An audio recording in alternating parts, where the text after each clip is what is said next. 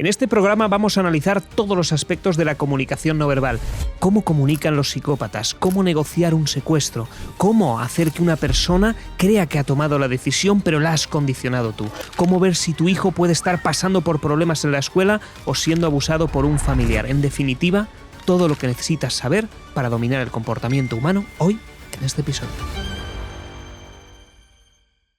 Te doy la bienvenida a la sexta tertulia de Saber Comunicar y hoy tenemos un programón que me hace especial ilusión porque tenemos al maestro de la comunicación no verbal para desentrañar todos los secretos y todo lo necesario para que mejores. Juanma, bienvenido, gracias por venir al programa. No, gracias a ti por haberme invitado, Fer. Sabes que me hace mucha ilusión. A ver, en realidad hemos quedado a comer y esto es la excusa pero no lo digas, directa, no lo digas. No hay que decirlo. Oye, gracias por venir porque hoy vamos a tratar muchísimos temas. Genial. Para quien no te conozca, absoluto referente de la comunicación no verbal, de las ciencias del comportamiento, cuéntanos un poquito cómo ha sido tu trayectoria, porque eres de los más polifacéticos y con más autoridad para hablar. Sí, bueno, pues al final la autoridad ha sido a base de experiencia. Quiero decir que yo empecé desde muy pequeñito a leerme libros de oratoria y de comunicación no verbal, sobre todo Flora Davis, ¿no? La clásico.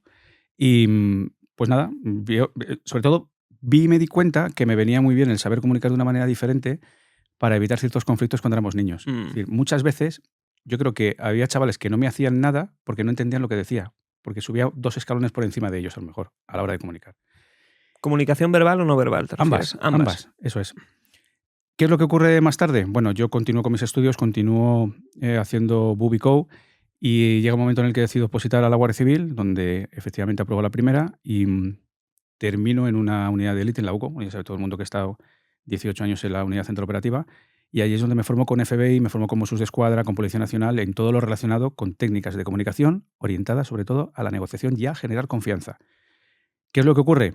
Que cuando yo conozco este tema, veo este tema, lo valoro y veo que es una verdadera maravilla, quiero de manera paralela irme a los referentes, irme a las fuentes para, de manera particular y por curiosidad sobre todo, formarme lo máximo posible, ¿no? Pensando que iba a haber un máximo posible cuando esto no para nunca. Es una locura. Y nada, pues hasta el día de hoy continúo formándome, continúo leyendo muchísimo, continúo investigando y bueno, pues aquí estamos. Me parece una trayectoria espectacular, sobre todo por parte de Guardia Civil, cómo has ido desarrollando, y ahora en tu profesión más centrada en la divulgación y en la conferencia. Eso es. Pero mi público tiene muchas dudas. Tengo un público empresario, directivo.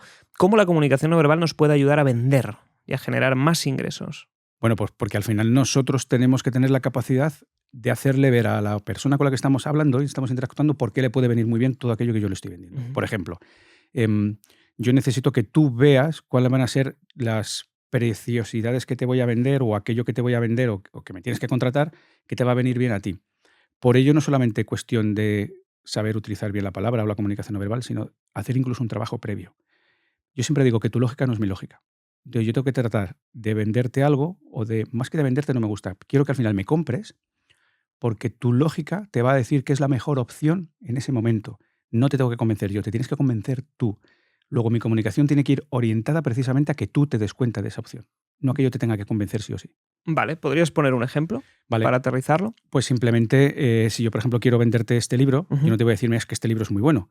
Yo te voy a empezar a explicar qué se dice en el libro y voy a intentar aterrizarlo a tus opciones, a tu vida, a tus necesidades, pero también, y es algo que tú hablas mucho, a tus miedos, a tus incertidumbres. Y si yo tengo una perfilación tuya, voy a poder amoldar toda estrategia de comunicación hacia lo que tú vas a ver mejor.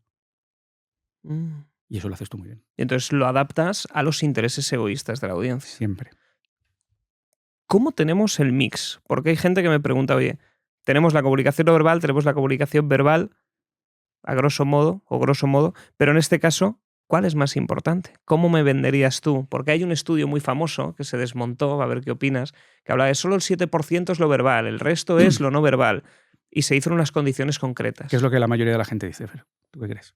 Normalmente la gente dice que la no verbal es muchísimo más importante que la verbal. ¿Y tú qué piensas? Que depende del medio. Yo, sin embargo, creo que la parte... Lo dice el estudio de Almer Berabian, que es el del porcentaje que tú dices. La parte más importante de la comunicación siempre es la verbal. Bueno, no siempre. Prácticamente siempre es la verbal. Es la que aporta el mensaje, el tono, el timbre, la carga de información. Entonces es, digamos, la más importante en casi todos los momentos. Pero también dice Albert Mehrabian que en el momento que hay incongruencias o un perfil emocional muy alto, es la parte no verbal la que afianza un poquito más que la parte verbal, digamos, porque dejamos de controlarla. Y al no controlarla, al ser el sistema 1 del funcionamiento del cerebro de Daniel Kahneman el que entra a trabajar, pues es como más veraz o es más difícil de impostar. Para quien no haya leído Piensa rápido, piensa despacio, Think Fast, Think Slow creo que era, ¿qué es el punto 1? Sistema 1 es la parte del procesamiento del cerebro que es automática, que es rápida, que se trabaja pues porque hay una plasticidad cerebral y al final cuando tú generas un hábito pasas del sistema 2 al sistema 1. Esto es como conducir, ¿no? Cuando tú te sacas el carnet de conducir, conduces bajo el sistema 2. Tienes que pensar que aprietas el embrague, que aceleras, que metes la primera. Cuando lo automatizas, sale el sistema 1. Pasas del 2 a 1.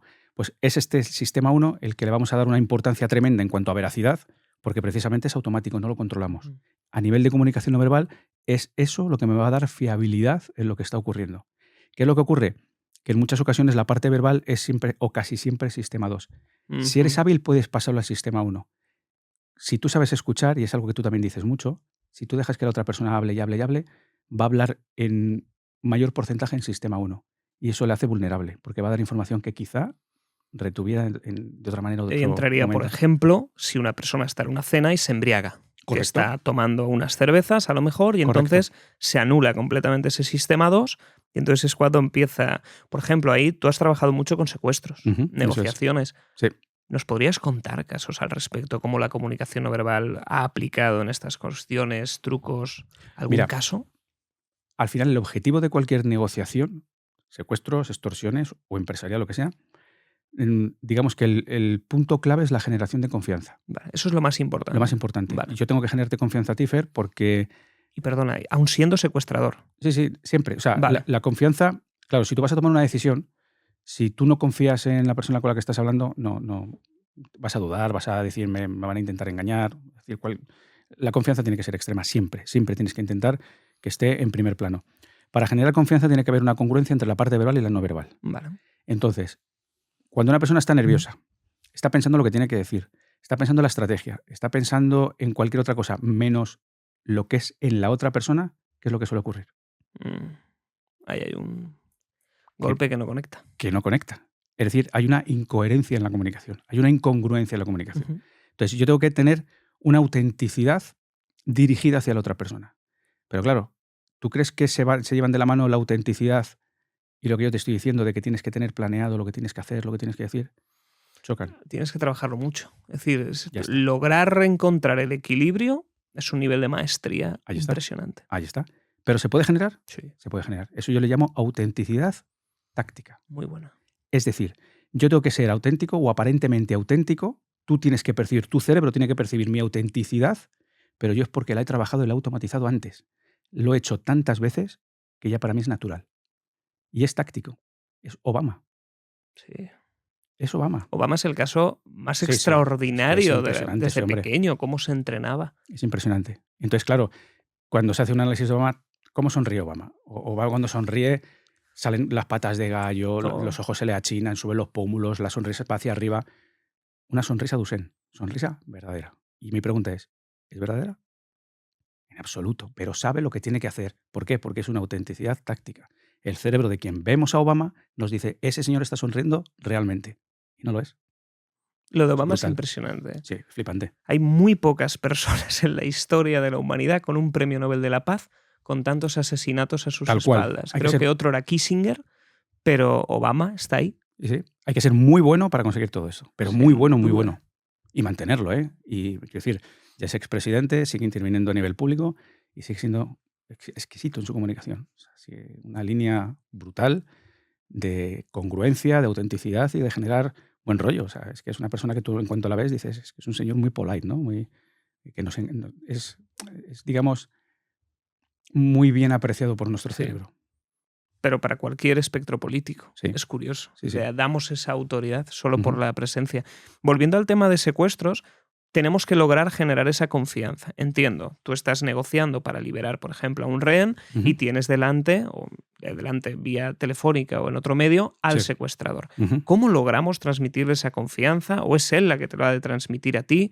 ¿Cómo opera? Bueno, en realidad, ¿qué técnicas tenemos? En realidad soy yo quien tengo que generar la confianza hacia el secuestrador, la persona que está al otro lado del teléfono. Vale. La mayor parte de las ocasiones, mira, hay varias maneras. Primero, ser hacerle ver que soy conscientemente incompetente en un momento determinado, ¿no? Te da como Qué bueno. cierta vulnerabilidad, te da como, oye, está siendo sincero esta persona. Y luego otro truco muy bueno. O sea, sería mostrar un error. Exactamente. Vale. Exactamente. Mostrarlo o temerle. Decirle, mira, perdóname, pero no estoy muy seguro si lo estamos haciendo bien. ¿Por qué? Porque le estás haciendo ver que estás inseguro, es decir, bajas un escalón, el control, das la percepción de control a la otra persona y además te estoy haciendo partícipe de la posible solución, que esto es un trucazo. Siempre hay que hacer partícipes a los demás de las posibles soluciones, aunque yo sea la autoridad, aunque yo sea el jefe, aunque yo sea quien sea. Buenísimo. Tengo que intentar que los demás sean parte de este proceso. ¿Por qué? Porque te da pertenencia al grupo y te da adherencia a lo que tú estás haciendo. Si llegamos tú y yo a un acuerdo porque yo te lo he impuesto o es la mejor opción para mí, el acuerdo puede ser muy débil. Pero si tú participas en la decisión del acuerdo, va a tener una adherencia brutal. ¿Y cómo forzarías esto? Porque le voy a dar pie a que me lo comente él, a que dime tus opciones, dime qué es lo que piensas, qué valoras en lo que acaba de ocurrir. Llevándolo a un caso, a un secuestro, Pues mira, por ejemplo... para que el público lo pueda visualizar. Por ejemplo, si estuviéramos en un secuestro, yo intentaría que el secuestrador decidiera dónde vamos a liberar. Muy bien. Pero en realidad no lo va a hacer él. Le vas a condicionar. ¿Y cómo le condicionamos? Porque esto, estamos hablando de un secuestro, pero es que en el mundo empresa esto es valiosísimo. Sí, sí, absolutamente. Tengo que ir constantemente llevándome hacia el objetivo que yo quiero cumplir y sobre todo poniendo en su cerebro, ¿cómo definirlo? El foco o la luz en el camino que para mí es apropiado. Y sobre todo, mira, hay un truco en comunicación estratégica que me parece brillante y es trabajar la culpa de la otra persona en la toma de decisiones. La culpa, no culpa penal, ¿no? Pero sí la culpa de si la decisión que tú tomas, ¿vale?, es la que yo te estoy diciendo porque es la buena, la percepción es que la has tomado tú. Yo te estoy diciendo, mira, elige la A, que es la mejor, porque si eliges la B, quizá puede haber problemas. Si tú eliges la A, tú vas a percibir que es porque tú la has decidido. Pero es que si eliges la B y sale mal, es por tu culpa. Entonces tú le puedes plantear las opciones. Es que tú planteas las opciones inicialmente. Vale. Y luego confirmas la no cooperación si te dice que no. Si yo te digo, Fer, mira, elige la que es la mejor para los dos, hazme caso. Porque si eliges la B, vamos a acabar mal. Tú dices, no, a mí eso me da igual. Entonces ahora yo es cuando voy hacia la culpa de tu cerebro y te digo, ¿de verdad prefieres arriesgarte a que salga tan mal en vez de elegirla y asegurarte que salga bien? Vale, entonces la otra persona elige la A. Eso es. Pero en realidad está muy condicionado. Absolutamente condicionado. Profundamente. Claro, porque yo lo que estoy haciendo es que tu cerebro diga, si cojo la A es gracias a mí, pero si cojo la B va a ser por culpa mía. Entonces, normalmente, sobre todo cuando hay un entorno hostil, cuando hay mucha presión, el cerebro va a lo fácil, ¿vale? Hay una frase de Richard Thaler, que es un premio Nobel de Economía, que es brutal. Brutal para todos los aspectos, para la gente que nos ve, para todos los empresarios que nos ven. Si esto lo llevan a término, os doy mi palabra que os cambia la vida. Mira, Richard Thaler, psicólogo, premio Nobel de Economía, dice, el cerebro, entre lo fácil y lo apropiado, siempre elige lo fácil. Siempre. Pónselo fácil a tu cliente. Pónselo fácil a quien asesoras. Pónselo fácil a tu familiar. No le digas lo apropiado que es. Si se lo puedes poner apropiado y además fácil, ganas al 100%. Pero si tienes que elegir, pónselo fácil. Porque nuestro cerebro es muy vago. Es muy vago. Y no quiere gastar energía. Entonces se va a ir a lo que va a tener más a su lado. Y eso, si lo utilizamos de esa manera, es brutal.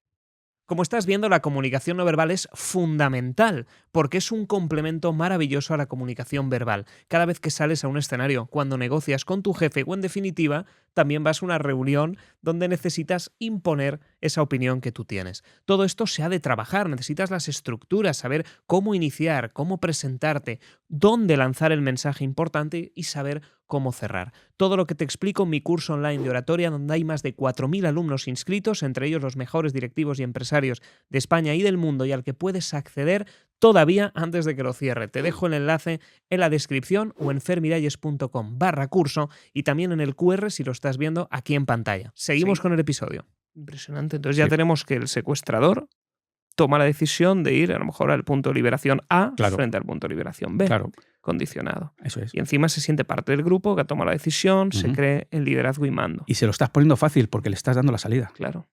Porque otra cosa sería decirle, elige tú. Eso es. Entonces ya le complicas, porque no es fácil. Eso es. Y a veces no es apropiado. Eso es. Y se va a ir a una opción que no te va a gustar a ti. ¿Y qué momentos de tensión puede haber en esa situación? Porque entiendo que un secuestro es de las cosas más complicadas. Tus pulsaciones, aunque estés en la oficina controlándolo, tienen que estar altísimas. ¿Cómo se gestiona? ¿Qué puede salir mal? ¿Y qué medís muy bien? ¿Hay algún proceso, un protocolo en comunicación no verbal, en control de qué se dice? Hay protocolos siempre, Vale. pero además los protocolos, mira, la gente se piensa que los protocolos son porque te van a facilitar el hecho de ir a un objetivo, ¿vale? Y al final es eso, ¿no? Pero hay algo para mí es mucho más importante que cumple un protocolo. Muchísimo más importante a nivel mental. Y es que si las cosas salen mal, tú has hecho lo que debías. O sea, es una protección psicológica tremenda. Sí. Porque a veces las cosas salen mal. Oye, no, quiero decir, hay muchas decisiones que están previamente tomadas y que por mucho que tú hagas, pero eso tú no lo sabes. Entonces, si algo sale mal y tú has cumplido haciendo lo que dice el protocolo, lo que tienes que hacer, pues a nivel de culpa, oye, lo jorobado es cuando tú te inventas, cuando prefieres arriesgar y sale mal. Ahí Ahí te la lo hemos llevas liado. a casa. Entonces, por propia protección, tienes que hacerlo de esa manera, sí o sí. Y luego algo muy importante, y eso sí que no solamente a nivel policial, a nivel de secuestros, hay algo que deberíamos de hacer todos los que emprendemos, todos los que tenemos un negocio, todos, absolutamente todos, es tener una persona de ventilación emocional. Una persona con la cual, en un momento determinado, llamarla a un sitio donde estemos solos y decirle lo mal que estamos, o lo bien que estamos. Ujú. Es decir, abrir el grifo emocional. Porque eso, cuando nosotros ventilemos a nivel emocional y ese perfil emocional baja, la toma de decisiones es mucho más segura. No podemos tomar decisiones con perfiles emocionales altos. Nunca son buenas. Tú imagínate que tienes que decir rápidamente, no sé, el colegio de tu hijo en Barcelona sometido a presión y venga ya y rápidamente y te están poniendo un montón de trabas y de que este es más peligroso que el otro y tienes que decir 5, 4, 3, 2. ¿Vas a poder tomar una decisión buena con un perfil emocional alto No. en la vida? Lo más probable es que no. Pues eso es para que te hagas una pequeña idea de cómo funciona el cerebro a la hora de la toma de decisiones. Si yo, antes de tomar una decisión de ese modo, puedo ventilar, puedo decir estoy mal, no sé lo que hacer, no sé lo que decir, automáticamente el cerebro se va desactivando la amígdala.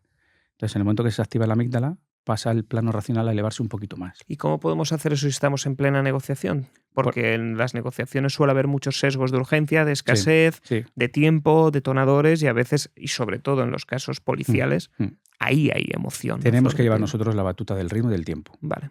Aunque la percepción de que la lleva tiene que ser siempre del otro. Es igual que el empresario, ¿eh? Aquí el objetivo es que siempre el ego alto lo tenga el otro. Sensación y tú de control el otro. Muy Siempre. Siempre tiene que ser la sensación de control de la otra persona. Si yo tengo una llamada, cualquier empresario que nos esté escuchando tiene una llamada con un cliente complicada o importante y le hace una pregunta que te descoloca y no sabes, oye, pues a lo mejor se corta el teléfono sin querer. Y luego, oye, pues escucha, gracias por esperar porque es que no sé qué ha pasado, pues, ha debido tocar algo, se ha cortado la cobertura, lo que sea, y te va a dar unos segundos para poder hacer cualquier cosa que te venga. Si te viene de imprevisto, por lo menos tienes unos segundos, ¿vale? Esto se utilizan de muchísimas maneras. Yo siempre digo que cuando vamos a tener una llamada complicada, siempre tenemos que tener un plastiquito de los paquetes de tabaco en la mano, preparado. ¿Por qué? Porque el momento que nos dicen algo que no nos viene bien, contestar en este momento, cogemos el plastiquito, lo ponemos en el micrófono y parece una interferencia. ¿En serio? En ese momento cuelgas o apagas, algo ha pasado, la red. Ayer creo se cayó todos los TPV de España, ¿no? Del mundo. Y Bizum Sí, dejó aquí de no se funcionar. podía pagar con tarjetas, ¿verdad? ¿Quién te dice que no puede pasar eso también, no? Quiero decir, ganar tiempo, puedes ganar tiempo de manera lógica. De manera lógica y sostenible, ¿no? Que le puedas decir a otra persona algo ha pasado. Puedes ganar tiempo, tu perfil emocional baja y puedes tomar una decisión. Eso es importante, ¿eh? Y maneras, imagínate, estás en la reunión, no tienes nada al alcance, ¿hay algún truco psicológico, algo que te pueda ayudar a tú rebajar, ya sea mediante respiración, alguna otra estrategia? Hay varias que me gustan a mí mucho, mira. Una es el suspiro fisiológico. Ujú. Lo que pasa es que queda un poco raro. O sea, yo estoy, Ya. si yo estoy hablando aquí contigo, me haces una pregunta chunga y hago... Hombre, un poco extraño sí que es. Sí que Oye, pero me he sorprendería. relajado. Ya. Es raro, pero tú no puedes Sí. hacer eso. Entonces, algo que tú explicas muy bien es tomarte tu tiempo para responder. No tienes por qué responder automáticamente. Perfectamente puedes hacer una pregunta complicada, quedarte pensando. Además, forzar el lenguaje corporal Ujú. para hacerle ver a la otra persona clarísimamente que estás pensando, Porque si te pasa como ha pasado a mí esta mañana cuando nos hemos visto, dirás, le ha pasado algo a... Podemos contarlo, ha sido buenísimo. Cuéntalo, Yo creía cuéntalo. que era parte del show, de lo que íbamos a hacer hoy, porque veo a Juanma de lejos, me está esperando en la cafetería y le empiezo a hacer así, con una sonrisa, y veo que me mira, pero serio, con una cara de mala leche así. Digo, se ha enfadado conmigo. Digo, sí, estoy llegando bien. He llegado 2 minutos antes de la Madre mía. hora. Y de pronto, cuando ya me quedaban 3 metros, me haces, ¡hombre! Y digo, Estaba en algo mi ha mundo, pasado. estaba en mi mundo, absolutamente. Ostras. Pero bueno. Y luego otro truco muy bueno es el que se denomina el recurso práctico, que no es muy ortodoxo, pero es muy práctico. Y es, Vale. por ejemplo, tú imagínate que nos ponemos tú y yo ahora mismo a negociar, lo que sea, a discutir cualquier ámbito de nuestro, no sé, proceso profesional y empezamos a estar un poco tirantes. Empezamos a ya decir cosas que ves tú que no va por buen sitio. El recurso práctico es, haz algo que corte ese momento. Se me cae el micrófono, Claro. tiro el café. Cualquier cosa que Muy rompa el bien. momento. Si luego lo retomamos, lo vamos a retomar desde otro punto, Muy buena. seguramente mucho más bajo. Y esto se llama recurso práctico en comunicación estratégica y es muy bueno. Y normalmente se hacen negocios en restaurantes, se nos puede caer una copa de agua, una Eso es copa de verdad. vino, cualquier cosa. ¿Vale? Pedimos perdón por haber sido tan torpes y aquí no pasa nada. Y te ayuda. Mm. Ostras. Secuestros y empresa. Sí. Muchas similitudes por lo que estamos comentando. Mm. De cara a negociar, imagínate que quieres lograr una venta importante Ujú. y que tienes una persona enfrente que lo que quiere es ahorrar todo lo posible en la compra. ¿Cómo podemos nosotros condicionar para que vea que hay un valor, que la negociación vaya en buenos términos? Sobre todo para que el público diga, ya tengo aquí un listado de Juanma para saber exactamente qué decir, cómo hacerlo y también cómo mostrarlo. Bueno, pues una de las técnicas más viejas es el utilizar un anclaje, ¿no? De inicio. Inicialmente tú cuando si quieres llegar a un sitio, pues haz una referencia o pon un foco en algo muchísimo más elevado, ¿no? Para que luego al final lo que tú quieres conseguir sea un poquito como mucho más normalizado. Pero sí es verdad que podemos hacer un proceso, iba a decir de coaching, aunque no me gusta mucho definirlo de esa manera, pero tú tienes que dirigir a otra persona, insisto, a que la decisión la tome ella. Vale. Que tienes que ir tú, lo típico, ¿no? ¿A ti cómo te vendría bien vender este producto? ¿Cómo crees que sería la mejor manera? Todo dirigido, ¿vale? Es verdad que sería muy sencillo hacerlo de esta manera, pero ¿cómo crees? Mira, te voy a hacer una pregunta. ¿Cómo crees que podemos hacer que una persona nos diga lo que nosotros queremos que nos diga, pero que no se note que nos interesa? Y te Vale. digo, te explico esto porque el momento que tú me lo digas, tú vas a generar más adherencia a lo que se acaba de plasmar. Es decir, estos son como metas volantes. Si yo consigo que tú llegues a un momento, un objetivo, una respuesta, no es lo mismo que yo te lo diga a que lo digas tú. Claro. Es decir, la adherencia es absolutamente más grande. ¿Cómo puedo hacer yo? ¿Cómo te puedo a ti provocar? Es que lo has dicho antes, para precisamente decirme abiertamente y fluidamente, además con muchas ganas, cualquier cosa que a mí me venga bien. No sé si me estoy explicando. Creo que sí. ¿Cómo puedo lograr que tú digas algo para que al haberlo dicho tú ya no te retractes o creas que es válido? Eso es. Yo lo haría a través de preguntas. Tú vas preguntando, incluso puedes contar una historia donde alguien se vea reflejado y asociado. Vale. Pero ¿qué es lo que ocurre con las preguntas? Dependiendo de la negociación. Que si yo a ti te pregunto algo directo, tú y yo no nos conocemos, estamos en una negociación importante a nivel empresarial, muestro interés. Claro. Y si yo te pregunto algo y muestro interés por eso, tú a lo mejor te cierras. Sí. Si yo te pregunto, oye, ¿cuánto ganas al año, Fer? Tú dices, ¿por qué quieres saberlo? Claro. Vale. ¿De qué manera me puedes decir tú cuánto ganas al año sin yo preguntártelo? Ahí podrías hacer una falsa afirmación. No, tú seguro que estás ganando, Juanma, 20 millones. Perfecto. Y tú, no, jamás. ¿Cómo se te ocurre? Que va, ojalá yo ganara tanto. Cometiendo un error, por ejemplo. Lo hablas tú antes. La soberbia de las personas, el ego de las personas hace que cuando tú te equivoques, te corrijan. Eso es una estrategia que funciona de maravilla. ¿Por qué? Porque como somos mucho más que la persona que tenemos enfrente de nosotros, me encanta corregirte y decirte, no, estás equivocado. Realmente es esto. ¡Pum! Ya lo tienes ahí. ¿Y quién lo ha dicho? La otra parte. Como lo ha dicho la otra parte, la adherencia es mayor. Y desde ahí ya empiezas otra meta volante. Luego es muy importante conocer estas técnicas, ¿vale? Que yo le llamo la obtención indetectable de información, que puedes hacerlo adulando a la otra persona. Puedes cometer un error, hay diferentes técnicas, ¿no? Para que la otra persona vaya diciendo lo que tú quieres que diga, pero lo más importante es que no haya una percepción de interés por mi parte. ¿Por qué? Porque si Buenísimo. percibe que es interesante para mí, quizá lo modifique. ¿Y esto hay algún caso práctico? Por ejemplo, imaginemos situación, estás negociando con tu editorial, Mira, que por cierto, felicidades por muchas ya gracias. cuarta, quinta edición. Ahí estamos, sí. Sois imparables, qué bueno. La verdad que sí, no me puedo quejar. Pues mira, el cometer un error yo creo que es de las cosas que más se utilizan para sacar información. De hecho, mira, en el propio libro viene algunos casos prácticos. Yo cuando entrenaba esto, mi profesor me decía que tenía que averiguar cuánto cobraba, literal, cuánto cobraba un trabajador de un gran supermercado de España, pero tenía que hacerlo sin preguntarle. Entonces llegaba a alguno que ya me conocía de vista y le daba la enhorabuena porque había salido por la tele que les habían aumentado el sueldo base a X. Me decía, ¿cómo? Dice, eso ni un encargado. Yo cobro esto, el encargado ni siquiera llega a esa cifra. O sea, de una sabía lo que cobraba el encargado y lo que cobraba él. Buenísimo. Automáticamente. Y solamente con una afirmación. O sea, es que es muy buena. Es bárbaro. Y esto en una negociación, por ejemplo, para vender una empresa, ¿dónde tendría cierto sentido? Bueno, en la información que tú quieras obtener. A lo mejor tú quieres saber, no sé, los beneficios de la empresa que quieres comprar y puedes decir perfectamente que, bueno, pues viendo cómo es tu empresa seguramente hayas llegado a esto, pero bueno, yo sabiendo que has llegado pues estos beneficios, entenderás que yo te tengo que ofrecer esto o lo otro y va a decir, no, yo estos beneficios no he llegado, yo he llegado a estos beneficios. ¿Y qué suele funcionar mejor? ¿Al alza o a la baja? Tipo, oye, seguro cobráis 1.200. Depende del ego, Ya. depende de la otra persona. Es decir, si tú ves que es una persona con un ego importante, si tú la haces de menos, va a defenderse. Claro. Se pone panza arriba. No, perdona, yo cobro esto o yo he cobrado esto.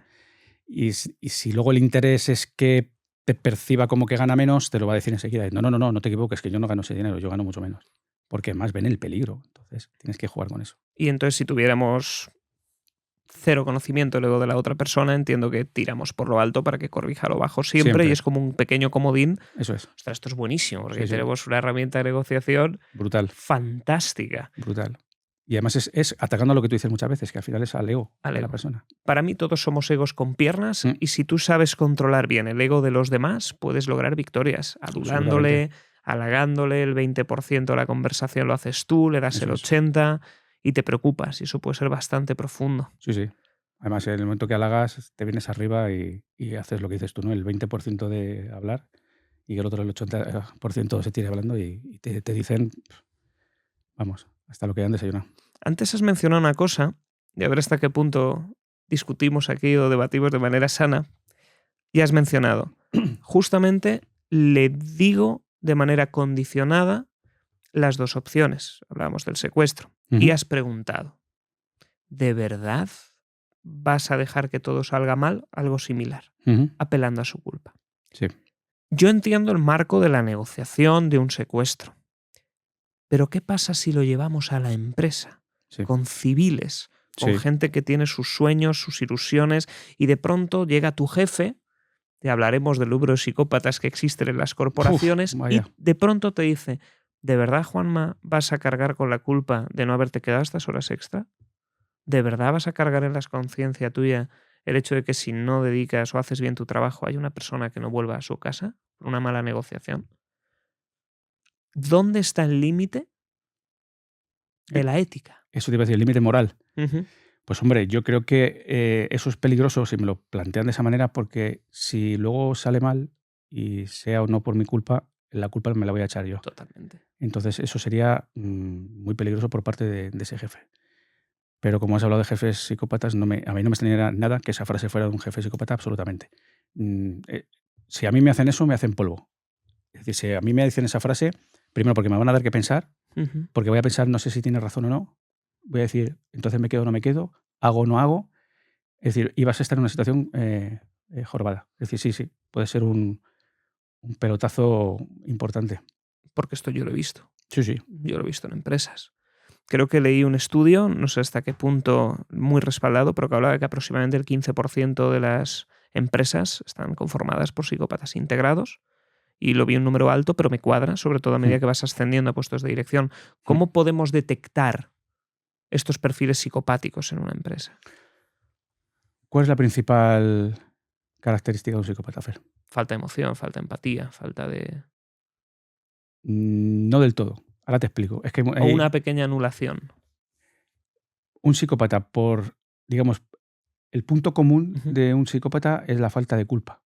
No fastidies, más que sí que tienen emoción, pero les falta la culpa. Tienen emoción y tienen empatía. Mira. Que es algo que la gente se piensa que no la tienen. Tienen empatía, claro que tienen la empatía. ¿Qué es la empatía, Fer? La empatía es la capacidad de yo ponerme en tu piel, de sentir o Correcto. imaginarme cómo sería mi vida en tus pies. Perfectísimo. Entonces, cuando un psicópata te hace a ti algo malo adrede, ¿sabe que te ha hecho mal? Vale, con esa tesis que me comentas, lo sabe, es consciente, pero no tiene culpa. Eso es. ¿Por qué? Porque es incapaz de empatizar a nivel emocional. Empatizan a nivel cognitivo. Sé que te he hecho daño, sé que lo estás pasando mal, pero a mí me da igual. Que es la empatía que tenemos los que no somos psicópatas.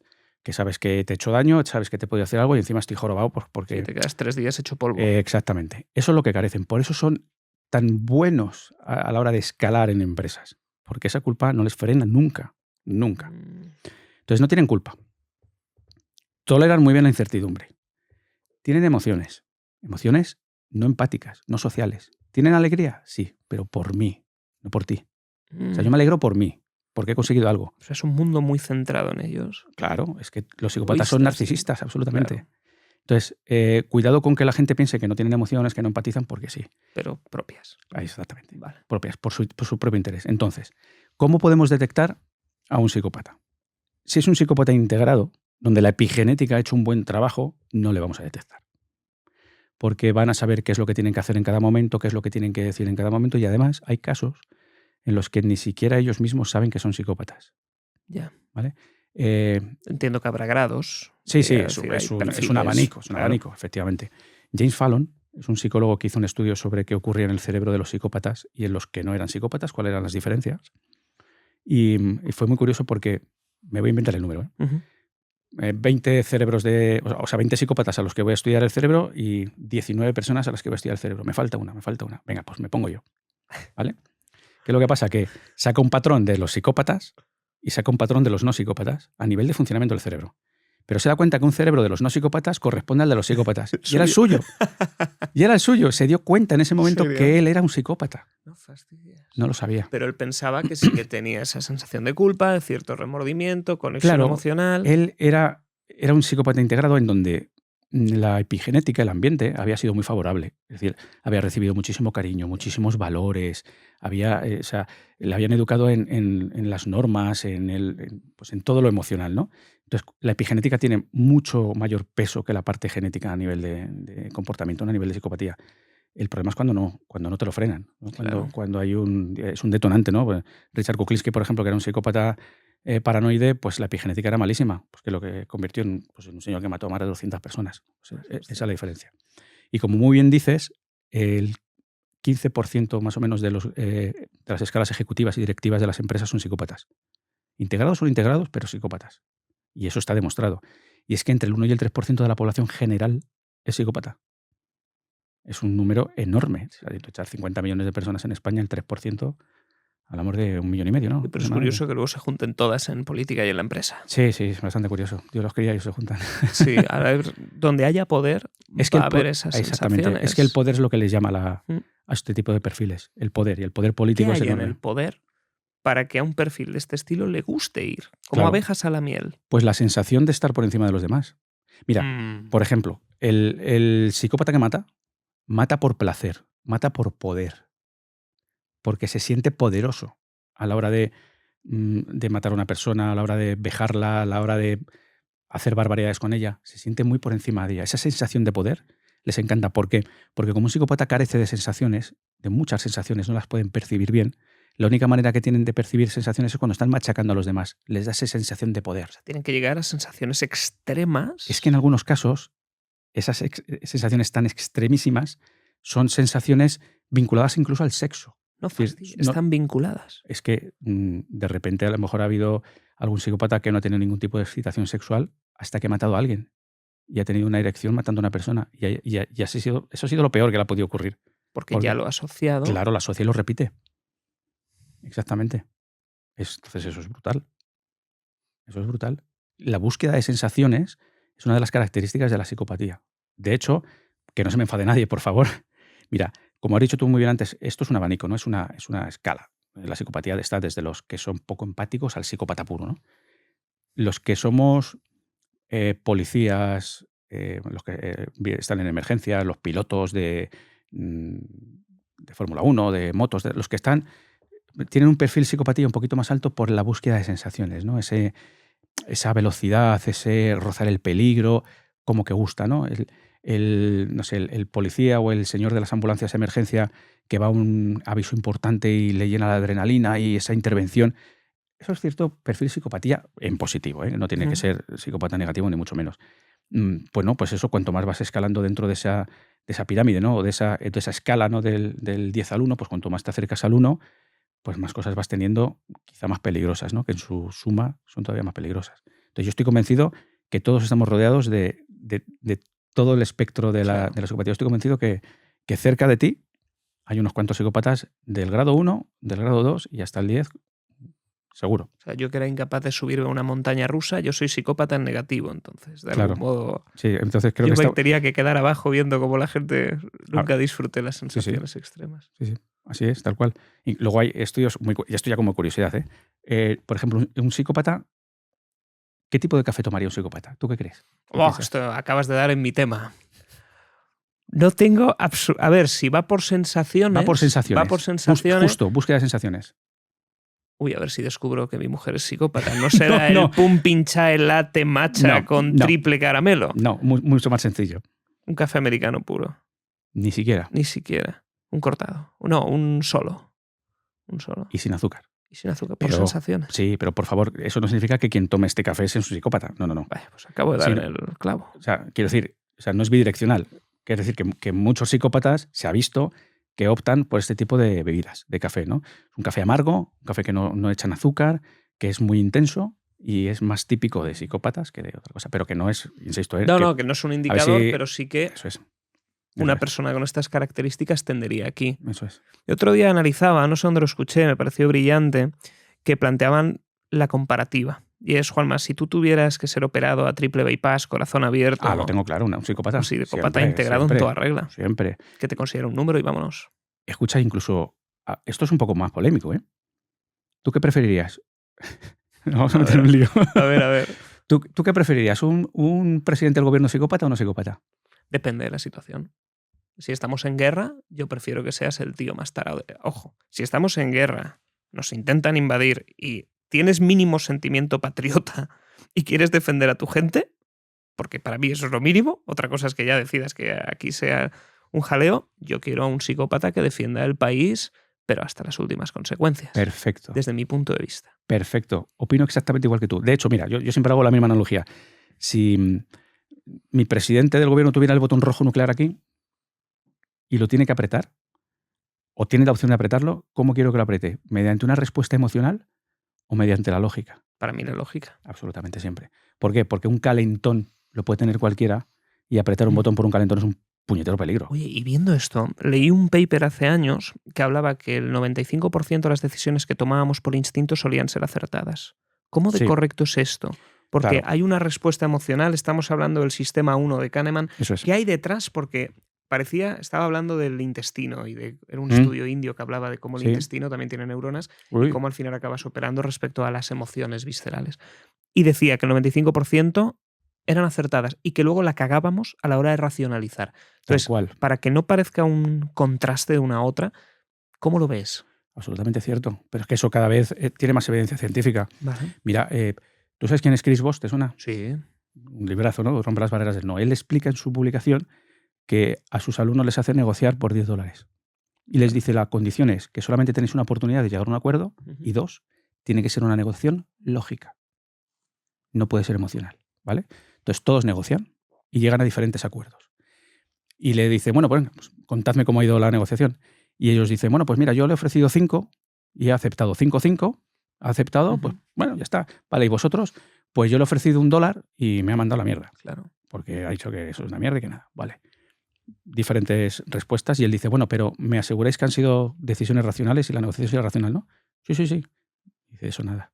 Dice, ¿tú por qué le has ofrecido 5 al otro? Y tú 5, por miedo. Por miedo a que te diga que no. Claro. Porque si no llegaban al acuerdo, ninguno ganaba dinero, ¿vale? Dice, ¿y tú por qué le has ofrecido 3 y el otro 5? También le has ofrecido un poquito más de 1 por miedo. ¿Tú por qué no has aceptado 1? Por ego. Por ego. Luego, no hay nada de racional en las decisiones, son todas emocionales. De hecho, la única posibilidad de negociación racional en este caso es 9-1. Ya está.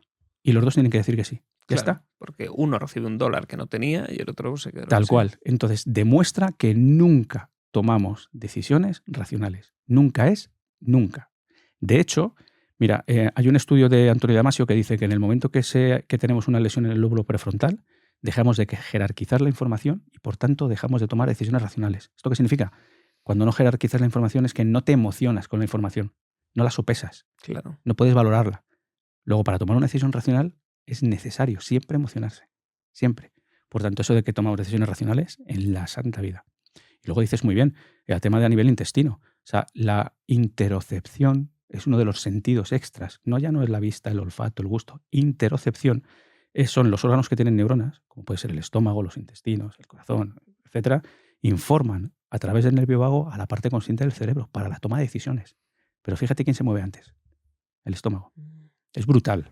A mí me pasa cuando he hecho cosas no adecuadas, mi culpa y el malestar en el estómago. Va en el estómago, claro, directamente. Claro que sí. Y de hecho, las mejores decisiones que tomo en mi vida provienen del estómago. Cuando vi a mi mujer, me dio algo en el estómago. Dije, es ella. Cuando tienes momentos duros, el estómago es el que me dice, el estómago, zona intestino, por aquí. Que sí, que sí. Siempre suelo tomar las decisiones correctas en la vida desde el estómago, es curioso. De hecho, si me permites, te recomiendo, y recomiendo a todos los que nos estén viendo y escuchando, que se lean El extraño orden de las cosas de Antonio Damasio. Es un libro de neurociencia que habla precisamente de la microbiota intestinal, habla de cómo las neuronas del estómago informan al cerebro y de lo que ocurre en la toma de decisiones. Es un librazo para cualquier persona que tome decisiones, que tenga una empresa que emprenda. Es un top 10 porque te pone de manifiesto lo que dice la ciencia sobre todo esto. Estoy completamente de acuerdo. Yo cuando lo paso mal somatizo en el estómago siempre. Y yo creo que la mayor parte de las personas somatizan en el estómago. Menos un psicópata que no tendría esa capacidad de culpa. Exactamente. Y no acabaría notando. Correcto. Claro, y con eso, si nosotros sopesamos información también con ese sentimiento de culpa y en ese equilibrio, en teoría, siguiendo esa tesis, un psicópata acabaría tomando peores decisiones porque no puede jerarquizar tanto quizá esa información, o es una tesis incorrecta. No, la jerarquiza de manera cognitiva. Vale. O sea, va a tener información, en realidad va a tener una información no emocional, pero sí sopesada a nivel cognitivo. Es decir, él siempre va a tomar la información de una manera mucho más cognitiva. O sea, es más jugador de ajedrez. Mucho más. Es claro, decir, mira. para él la vida es un juego de ajedrez donde él no es el caballo, él no va a morir, es una pieza más. Exacto. Vale. Mira, un ejemplo claro peliculero. El asesino psicópata y el asesino no psicópata. El asesino psicópata, escenario limpio, pulcro, todo planificado, no hay huellas, no hay nada. ¿Por qué? Porque no hay emoción. Claro. Sí sopesa. Sí dice, aquí mejor no, aquí mejor sí. O sea, hay una emoción hacia él, propia, de protección. Vale. Pero no hay otro tipo de emociones. El que reacciona a nivel emocional, cuando son reacciones muy instintivas, como digo yo, ¿no? El que lo llena todo de sangre, el que se despreocupa si le está viendo una cámara. Esa es la diferencia, ¿no? En todos los niveles. Es decir, el psicópata va a ser polémico. Otra cosa polémica que voy a decir. El psicópata es un humano mejorado. Sí, para ciertas cosas. Exactamente. O sea, es un soldado mejorado. Tiene que estar, es Darwin, si no, no estarían. Correcto, exactamente. Entonces, no es que sea mejor. Para mí no es mejor, evidentemente. O sea, bueno, depende. Claro. A nivel global. O sea, yo no me imagino que no sé. Iba a decir, no me imagino que no se me caiga la baba con mis hijos, pero a un psicópata también se le cae la baba con sus hijos, ¿no? Pero, sí. Sí. Pero por ellos. Porque ven en ellos su espejo. Y porque... cierto amor. O sea, mira, hay un coronel que estaba en Estados Unidos que era miembro, quiero recordar, de la OTAN o de la ONU, no me acuerdo muy bien, que era un asesino, mató a varios soldados, varias soldados en Estados Unidos. Vale. Cuando le detuvieron, su única petición era que protegieran a su mujer. Por favor, cuida de mi mujer, cuida de mi mujer. ¿Ves? ¿Una persona que ha matado a otras mujeres? Ya. Fíjate que es raro. Curioso. Es curioso, pero sin embargo tiene ese sentimiento de protección hacia su mujer, ¿no? No como Bretón, por ejemplo, ¿no? Que todo lo contrario, pero bueno. Pero el mundo del psicópata no es ni blanco ni negro, es todo gris, todo muy gris. Y algunas veces Hollywood nos hace daño porque pensamos que son unas cosas y no son tan así. Puede ser, antes comentabas la epigenética, que es el entorno, lo que te va moldeando, tu familia. Puede ser que uno tenga ese componente psicopático, la epigenética te lleve por un camino y que luego tú muestres esa psicopatía de diferentes maneras en función de la crianza que puede ser que hayas tenido. Sí. Y mencionabas el amor a los hijos. Ujú. ¿Cómo de importante es educar a nuestros hijos? ¿De qué manera o cómo podemos, con toda la experiencia que tienes, ser padres responsables en que tengamos un hijo responsable? No es importante, es fundamental. Claro. Es decir, es más, digamos que hay un periodo, una edad de 0 a 7 años que es fundamental dar amor. O sea, siempre hay que darlo. Pero de unos 7 años es cuando tienen más neuronas el ser humano. Tiene unos millones de neuronas abismal. Luego se produce la poda neuronal. Es decir, aquellas neuronas que no han trabajado, ¿vale? Para que todo el mundo lo entienda, se caen en la adolescencia, ¿vale? Pero hasta los 7 años es fundamental, pero agasajar a los niños con amor, cariño, respeto, caricias, que se sientan protagonistas, que sepan que estamos ahí, que somos figuras de todo, o sea, de verdad, de ser pesados como padres. Estar muy encima. Porque les estamos dando una base, les estamos plantando una epigenética que en el futuro les va a hacer unos grandes seres humanos, grandísimos seres humanos. Porque quien carece de eso va a ser un desgraciado. Perdona que lo diga de esa manera, Sí. porque de verdad que carece de algo muy importante, muy, muy importante. Dicen los estudiosos que podríamos rondar el 70% de importancia a la epigenética con respecto a la genética. Un psicópata con una gran epigenética está luchando contra un 70% de potencial. Va a perder. Perder siempre, siempre. Entonces, si tú aportas valores, educación, cariño, no sé, educación de ayuda, de mirar al prójimo, de todo esto, va a hacer grandes seres humanos siempre, pero pase lo que pase. ¿Por qué? Porque eso queda en el inconsciente siempre, siempre, siempre. Es algo tan potente, tan arraigado, que por mucho que ocurra después, lo va a tener siempre en el interior. Sobre todo en esos 7 primeros años. Que luego también, muy importante, pero en los 7 primeros años quizá más. Esto cuando lo hablamos me llevó a dejar mi trabajo Sí, de dar talleres presenciales. bueno, claro. O sea, en la conversación que tuvimos, porque esto lo hemos hablado en varias ocasiones, cuando Sí. yo iba a ser papá, tú y yo coincidimos mucho Es y verdad. hacemos por coincidir y Es verdad. comemos, corremos. Y en una de estas me lo contaste y yo dije, wow, ¿cómo no voy a estar presente renunciando a temas monetarios, a lo que haga Sí. falta? Pero esa frase de, y tienes que estar presente y luego deja el teléfono fuera y estate con el niño. Sí. Y decidí quedarme, precisamente por la importancia de esto, y yo lo noto. Va a ser una de las mejores decisiones de tu vida. Ya te digo yo Lo que verás. O sea, si ahora te estás dando cuenta, sí, cuando pasen unos años, se nota más.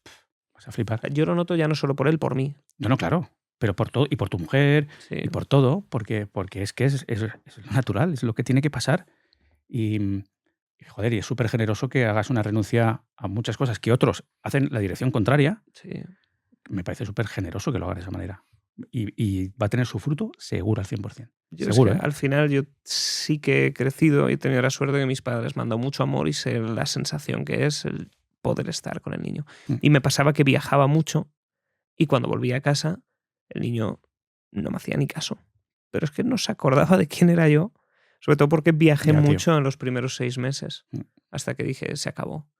Y ahora tiene una papitis brutal. Normal. Y jugamos lucha libre, Normal. todo lo que haga falta. ¿Y cómo te sentías? Cuando tú veías que el niño no te hacía mucho caso, ¿cómo te sientes? Horrible. Es de las peores sensaciones que una persona puede tener. Es jodido. Porque lo haces todo por ellos, pero en realidad no lo haces todo por ellos. Lo haces todo por ti. Es decir, gran parte de las decisiones que yo tomaba eran un ego camuflado. Eran de, no, yo me escudo, voy a poneros de excusa para poder hacer más, generar más. ¿Para qué? Para validarme a mí. Y entonces yo aprendí, digo, oye, para mí esto, ¿qué es lo más importante? Digo yo, la familia. Y ahí es donde nacen los valores, que es aquello que queda cuando renuncias a todo lo demás. Hostia, pero es que has hecho un ejercicio, tío, que es súper importante y raro, y es ser sincero consigo mismo. Yeah. La mayor parte de las personas, cuando hacemos este tipo de valoraciones, nos mentimos. Nos mentimos. Porque lo que tú has dicho, nos excusamos en otras cosas para hacer lo que nosotros queremos, lo que dicta nuestro ego. Y eso es mentirnos. Entonces, creo que y es algo que yo abogo por hacerlo y se lo digo a mucha gente, es, mira, le puedes mentir a todo el mundo menos a ti. O sea, sé sincero. O sea, siéntate un día contigo mismo, te coges un café, lo que tú quieras, y habla contigo mismo. Sí. Y define bien lo que realmente quieres y si estás haciéndolo para conseguirlo. Y llegas a este tipo de conclusiones. Joder, pues me alegro mucho que haya sido No, así. yo estoy feliz. Qué guay, qué bueno. O sea, y aquí con este podcast, este proyecto que nace para construir cosas y poder dormir en casa. Y dormir tranquilo. Sí. No, y duermo como un marqués ahora. Duermo 8 horas y todo. Fíjate que no había dormido 8 horas en años. Yo no sé ni cómo se escribe 8. Pero es curioso. Oye, ¿y cómo podemos ir, Juanma, a una reunión, negociación y detectar señales no verbales? ¿Cómo saber cuando una persona tiene esa afinidad? ¿Cómo saber que la otra persona a lo mejor está en desacuerdo? Pongamos la escena, tienes a Pepito Pérez que nos está escuchando y tiene que negociar un salario o quiere integrarse dentro del grupo. ¿Qué nos podemos fijar de esa comunicación no verbal inconsciente para nosotros poder decir, voy por buen camino o hay algo aquí que no? Pues mira, vamos a ir de lo más general a lo más concreto. Lo más general, ¿no? El cómo trabaja el cerebro a través de las reacciones corporales. No hay que ser ningún experto en nada para darse cuenta cuando una persona más o menos está a gusto con nosotros porque lo percibimos. Nosotros, nuestro cerebro, está diseñado para percibirlo. Entonces, algunas veces tenemos sensaciones. ¿Cómo este sexto sentido? Esta sensación de, no sé cómo definirla, ¿no? Como de, me da a mí que no, me da a mí que sí, ¿no? Que algunas veces como que parece como algo esotérico y no lo es. ¿Vale? Es ciencia, ¿vale? Son neuronas espejo, o sea, amígdala, es percepción del cerebro y memoria. Memoria me refiero que cuanto más has vivido en la vida, pues más capacidad tienes de detectarlo, ¿no? Es sexto sentido, esa intuición. Mira, básicamente, tú y yo estamos ahora mismo hablando y ninguno de los dos está echado para atrás, ni en una actitud esquiva, ni en una actitud huidiza. Estamos los dos inclinados el uno hacia el otro. Los dos, si te das cuenta, estamos inclinados hacia la misma dirección porque estamos conectados y estamos bien. Si yo en algún momento, el micrófono es verdad que ayuda a ir hacia adelante, ¿vale? Pero si no tuviéramos un micrófono y yo te lanzo una propuesta o una idea o un comentario que a ti no te cuadre, es muy probable que te cambies de posición y te vayas hacia el otro lado o te eches para atrás. Entonces, eso son cosas como muy generales. Mira, y para que lo entienda todo el mundo, son reacciones fisiológicas. Es decir, lo va a tener cualquier cuerpo, cualquier persona tiende a huir de lo que no le gusta o de lo que le pone en peligro. Pues mi inclinación va a ser hacia otro sitio. Bueno, a nivel político tenemos 1000 millones de casos de reuniones entre políticos de cómo unos van hacia otros, ¿no? La orientación corporal, en vez de estar de frente, tendemos a hacerla más de huida. Es como muy genérico. Y luego a nivel facial nos tenemos que dar cuenta de ciertas reacciones. ¿Vale? Pues yo un fruncimiento de ceño, depende del contexto, puede significar que algo no me ha gustado o que me ha extrañado, ¿eh? O sea, no nos vamos a que esto siempre es enfado, puede ser extrañeza o incluso concentración, incluso problemas de vista. Antes, por ejemplo, yo me he dado cuenta que cuando estabas a los psicópatas, yo estaba así, pero porque digo, mira, seguro me está analizando, pero yo estoy hiperconcentrado. No, sí, no, pero no eso, conmigo no tengas ese problema, que eso lo percibo bien. Sí, pero mira, ejemplo. No, pero lo cuento por la audiencia, porque a lo mejor me ha visto en algún momento así, pero estaba, qué interesante. Claro, eso es algo de lo que la inteligencia artificial de momento nunca nos va a ganar. Esto lo va a detectar como ira y puede ser otra. ¿Ah, sí? Sí, yo trabajo ya con 3 proyectos de inteligencia artificial. Y lo detecta como ira. Claro, fruncimiento de ceño. Entonces tú me estás hablando, oye, Fernando, qué interesante. Y yo, ostras, sí, porque los hijos están. No, Fernando se está enfadando porque está hablando de que hay que estar más tiempo con los hijos. Todo lo contrario, estoy aprendiendo latín. Eso es. Claro. Porque la inteligencia artificial es incapaz de leer el contexto. Por eso, de momento. Eso va rapidísimo. Yo lo veo dificilísimo, lo de leer el contexto. Muy complicado. Porque al final la inteligencia artificial tiene que leer datos. Y un dato es fruncimiento de ceño. ¿Cómo? No sé. Llegará porque será capaz de detectar el contexto. Llegará, pero espero que tarde mucho, sinceramente. Yo creo que ahora mismo, de momento, puede ser una buena herramienta para ayudaros a los profesionales que estáis en el campo y quitaros algunas dudas o leer algo que no os habéis dado cuenta. Sobre todo, fíjate, y esto es algo que me uno a lo que tú dices, como lo principal y lo más importante es la escucha, por encima de cualquier cosa, tiene que ser una escucha genuina. Si yo tengo unas gafas que me van a decir a dar una estadística de qué pasa en tu rostro, yo me puedo relajar más en lo que en la escucha, porque tú me tienes que percibir como que te estoy escuchando. Entonces me voy a olvidar de ver si el tobillo hace una cosa, si haces una cosa u otra. Ya me lo dará el informe o ya me indicará la gafa o lo que sea en cualquier otro lugar. No tengo que estar pendiente. Tú vas a percibirme que te estoy escuchando. ¿Sí? Bueno, te sigo contestando. El saber que una persona está o no está a gusto no es una cuestión pasiva. Fíjate, porque además casi todo el mundo tú le preguntas y te dice el tema de la comunicación no verbal es quedarte escaneando a una persona a ver lo que hace. No, todo lo contrario. Debe ser algo muy activo. O sea, tenemos que tener la capacidad de provocar nosotros las reacciones. Muy bien. ¿Por qué? Porque si a mí me interesa saber si te apetece hacer mi curso, pues yo no voy a estar hablándote y a ver cómo tú reaccionas a las cosas que yo te cuento. A lo mejor la manera más sencilla de decirte, te vendría muy bien un curso como el mío. Y a ver lo que haces. Claro. Directamente, yo le llamo, a nivel policial le llamamos mover el avispero. Tú tomas el avispero y las avispas salen por algún lado. tus reacciones van a salir por algún sitio. Van a salir reacciones y van a salir respuestas. Yo me quedo con las reacciones. Claro. Las respuestas no me voy a fiar demasiado. Claro, a lo mejor si te dicen, sí, qué interesante. Justo, pues no. Yo te acabo de decir sí, y te has alejado para atrás y Eso dices, es. uy. Eso es. Vale, ¿y ahí qué harías tú para hacerme interesar? Pues te preguntaría, te haría partícipe a ti, te digo, Vale. ¿Por qué crees que es interesante o para ti qué no es interesante de todo esto? Vale. ¿De qué manera podría ayudarte? Y si hablamos de precios, por ejemplo, o hablamos de condiciones, utilizaría, que esto te va a resonar bastante, la palabra justo. ¿Tú crees que esto es justo para ti? ¿Crees que esto es justo para mí? ¿No? ¿O para ti qué sería justo? Utilizar esa palabra suele ir bastante bien, depende del contexto, ¿eh? Y sobre todo, yo soy muy partidario de hacer partícipe a la otra persona de la posible solución. No debe ser un monólogo en cuanto a la toma de decisiones. Por adherencia, absolutamente, y por tenerla en cuenta, ¿eh? Hay una cosa que haces muy bien, que a lo mejor te desnudo aquí, pero que es llegar a los acuerdos. Los debates se ganan con los acuerdos. Y a lo largo de todo el programa, tú me estás diciendo, como tú bien has dicho, como has hecho aquí, como estoy de acuerdo contigo en esto, Sí. tratas de buscar siempre puntos de conexión, Claro, pero yo creo que esto lo tienes integrado ya en tu sistema 1. absolutamente. Pero de toda la vida. Sí, porque yo siempre... A ver, inicialmente siempre tienes que buscar... Mira, una de las maneras más importantes de conectar con la audiencia, conectar con una persona con la que tú vas a hablar, es a través del sesgo de grupo. ¿Vale? Verás por qué llegó esto. El sesgo de grupo es, si tú y yo pertenecemos a un mismo grupo, sea el que sea, automáticamente nos vamos a generar más confianza el uno al otro. Totalmente. Siempre.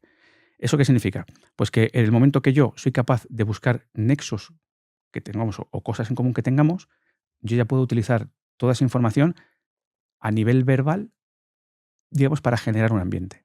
Yo eso lo tengo más que integrado. Entonces, mi cerebro directamente, en una conversación, y más cuando nos dedicamos a la comunicación, conecta todo esto. Entonces, claro, en el momento que yo hablo, por ejemplo, del poder de la escucha activa, a mí lo primero que se me viene es cuando tú dices el principio de Pareto, el 80-20. Entonces siempre digo, como tú muy bien dices, no sé qué, ya lo tengo muy integrado. Pero si no lo tienes integrado, creo que es digno de trabajar. ¿Por qué? Porque haces partícipe a la otra persona. Porque yo estoy poniendo lo que yo estoy diciendo, lo que yo opino, también en tu cerebro, en cómo tú percibes esto. Yo te estoy, digamos, regando, no sé si definirlo como regando, o ampliando lo que tú ya sabes. Yo ya sé que tú piensas, ¿no? La gran importancia que tiene la escucha. Pues yo además te lo amplío con esto, con esto y con esto. Entonces, inicio con eso. Como tú muy bien dices, pa. Eso debería ser matemático. De manual para todos, pero no es lo habitual. No. De hecho, yo me encuentro con muchos profesionales, también del ámbito de la comunicación, que no aplican lo que enseñan. Y entonces entran en la batalla. Y entran en, no estoy de acuerdo con esto, y empiezan a generar una separación. Sí. Por ejemplo, hay gente que dice, oye, cuando os juntéis dos, menudas conversaciones. No, nos llevamos muy bien. Porque como tenemos integrado el caernos bien, nos llevamos bien. Es verdad. Además hay amistad, pero luego hay otros que por el ego empieza toda esa separación. Y ahí es donde se cae todo. Claro. Que es lo más interesante. ¿Qué más gestos tenemos? Hemos visto la separación, hemos visto el ceño fruncido. ¿Qué más podemos detectar en una conversación para ver si caemos bien, caemos mal, estamos conectados, vamos a cerrar la operación? Pues mira, a mí una de las cosas que más me gustan fijarme, y es algo además que es bastante fácil, que lo va a entender enseguida la gente. Mira, tendemos a ocultar más la parte izquierda del rostro cuando no estamos a gusto, cuando no queremos que se nos vea bien, cuando no queremos estar presentes, porque estamos inseguros, porque no estamos siendo sinceros, tendemos a ocultar más la parte izquierda del rostro. Hay mucha evidencia científica al respecto de lo que es la parte izquierda del rostro. Entonces, si yo estoy hablando contigo, yo estoy hablando con los espectadores y yo estoy muy seguro de mí mismo y yo quiero conectar con mi futuro cliente, yo no voy a ocultarla, la voy a mostrar más. Un poquito más. Entonces, lo que voy a hacer va a ser girar unos milímetros, la cara hacia la derecha para que se vea más la parte izquierda del rostro. Claro, que la gente no se entienda que vas a hacer así. No, así no, de lado. Así no, que queda un poco raro. Diga, a ver si va a venir mañana alguien y va a decir, no me ha funcionado. No, unos milímetros. Pero es que esto lo hacemos de manera inconsciente. ¿Por qué digo esto? Como esto es bidireccional, lo primero, quiero leerlo en mi cliente o en la persona con la que voy a negociar. Si yo hablando con ella veo que me pone un poquito más su cara izquierda, ¿vale? La suya, siempre su cara izquierda, vamos por buen camino. Si me pone la derecha, está más distante, está más en vigilancia, más en absorción de datos, pero no es malo, es bueno. De hecho, es bueno que yo te esté presentando cifras de mi proyecto y tú estés captando esa información. Ahora bien, cuando yo te lanzo la propuesta, o oye, ¿qué te parece, Fer? O te digo, al final es tanto dinero. Si tú pones la parte izquierda, vamos por muy buen camino. Muy buen camino. ¿Por qué? Porque tu cerebro está queriendo acercarse hacia mí. Le vamos a dar la vuelta, que es lo interesante, ¿no? La bidireccionalidad de la comunicación no verbal. ¿Qué es lo que yo quiero que el cerebro de la otra persona perciba de mí? ¿Acercamiento? Pues yo de manera táctica voy a girar un poco la cabeza hacia la derecha para que su cerebro vea una persona que se quiere acercar. Se activan neuronas espejo Correcto. y detecta proximidad. Correcto. Esto tiene un peligro. Y es que o lo integramos o parecemos chiquito a la calzada. Que ahí es donde te decía que habrá algunos Exactamente. que hagan así. Claro, tú imagínate que yo te digo, Fer, mira, a partir de ahora en los podcasts trata de girar la cabeza hacia la derecha, de mover más la mano izquierda y de vez en cuando hacer así con el hombro. Pues tú imagínate el primer episodio lo que puede ser. Claro. Te ha dado Tourette. Está ahí. Totalmente, pero totalmente. Y entonces queda raro. No es autenticidad. Tenemos que generar autenticidad, aunque sea táctica. O sea, cuando tú lo interiorizas y metes pum, y interiorizado, automatizado, es la autenticidad táctica. Si no, queda raro, rarísimo. Por eso muchas veces, cuando asesoro a gente que tiene que pasar una entrevista o tiene que ir a hacer algo importante a nivel de reunión, si no hay tiempo le digo, hemos terminado. O sea, no vamos a trabajar nada. Fluye, sé tú. Es mejor una autenticidad, aunque no sea muy ortodoxa, pero ser auténtico. Javier Milei, tienes a Donald Trump, que no son ortodoxos, pero son auténticos. Y una autenticidad buena y clave tiene un punch espectacular. ¿Que tenemos tiempo? Lo trabajamos. Pero no voy a trabajar el que tú impostes un lenguaje corporal. Voy a hacer que lo automatices, que te salga de manera natural. De esa manera es cuando ya lo vas a ganar. Y nunca perder esa chispa, esa autenticidad. ¿Cómo podemos entrenarlo? ¿Cómo una persona puede llegar? ¿Es espejo, es vídeo, es intentarlo aplicar en el día a día? Mira, las dos últimas. Vale. El trabajarlo en lo que es en el vídeo, si es alguien que habla en público, por ejemplo, pues grabarse y luego analizarse. A mí no me gusta mucho porque yo odio verme. O sea, y entonces, sí, lo paso mal. No me gusto nada. O sea, cero. Y a muchas personas sé que le ocurre. Entonces, yo lo que abogo es por practicarlo, por coger una persona que más o menos entienda. Por eso me gusta mucho cuando las formaciones vienen parejas o amigos, porque entre ellos van a practicar mucho y eso marca la diferencia. Entonces, el poder practicar, pues, no sé, el estar en un taller y cada vez que hagas la cabra, pues que alguien te diga la cabra. Es decir, que alguien te marque y tú vayas corrigiendo. Cuando hagas un un silbato. Esto es exactamente lo mismo. Cuando tú estés hablando con alguien y de repente hagas esto, digan, te acabas de tocar la nariz y digas tú, me cago en la leche. Entonces ya lo elevas a la consciencia, ¿vale? Y el momento que lo haces 4 o 5 veces, al final lo vas corrigiendo. Ahí tenemos que ir, porque hicimos un vídeo una vez aquí en Andorra donde hicimos el gesto del pinzamiento y entonces enseguida la gente se cree que ya todo el mundo está en desacuerdo o está enfadado o molesto con cualquier gesto. Y hay gente que es que hace este gesto continuamente. Siempre. Eso le pasa a mi abuelo. Sí. Y yo al principio decía, tengo al abuelo enfadado todo el día. No es su línea base. ¿Puedes explicarnos bien cómo detectar esa línea base, cómo construirla primero? Y una vez tenemos clara esa línea base, cómo detectar todo lo que es ajeno a esa línea base y entrenar el sistema de activación reticular para ser capaces de detectarlo de manera automática. Eso es. Joder, lo has clavado. Pues mira, la línea base es la manera común, las coordenadas 0.0 de cualquier persona a la hora de comunicar. Es decir, si una persona se toca mucho la nariz, es que se toca mucho la nariz. Muchas veces me dicen, Juanma, yo es que mi mujer parpadea mucho. ¿Qué significa? Digo, pues que parpadea mucho. Y ya está. Es que no tiene ningún significado. Siempre que alguien me dice, fulanito hace mucho esto, pues es porque no hay una situación concreta que lo dispare. ¿Qué significa esto? Nos vamos al ejemplo del pinzamiento de la nariz. Vamos. Pinzarse la nariz significa que algo no te está gustando. O intuición de problemas. Pero no siempre. De hecho, la mayoría de las ocasiones no significa nada. Tú puedes tener un resfriado, una rinitis, una alergia, un moquillo, un pelo ahí que te está haciendo polvo y haces esto. Ya está. No tiene nada que ver.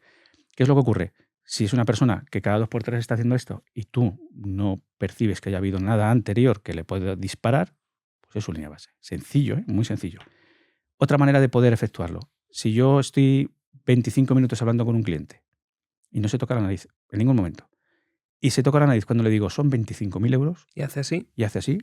Principio de acción-reacción. Es decir, detecto la reacción que es el pinzamiento de la nariz. Y ahora me pregunto, ¿qué ha ocurrido inmediatamente antes? O sea, además tiene que ser muy inmediatamente. Sí, pero vamos, en un segundo. Pam, pam. Como eléctrico. Exactamente. O sea, principio de acción-reacción es como un disparo.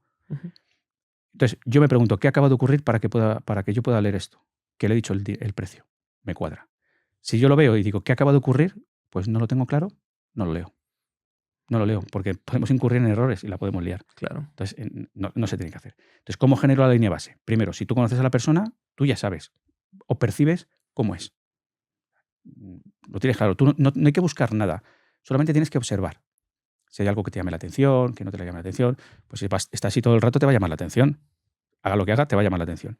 Si tú luego lo chocas cuando empiezas a hacer las ofertas, cuando empiezas a debatir y ves que empiezan a subir un poco la barbilla, que se empieza a recolocar la ropa, que empieza a rascarse mucho, eso es una variación del baseline.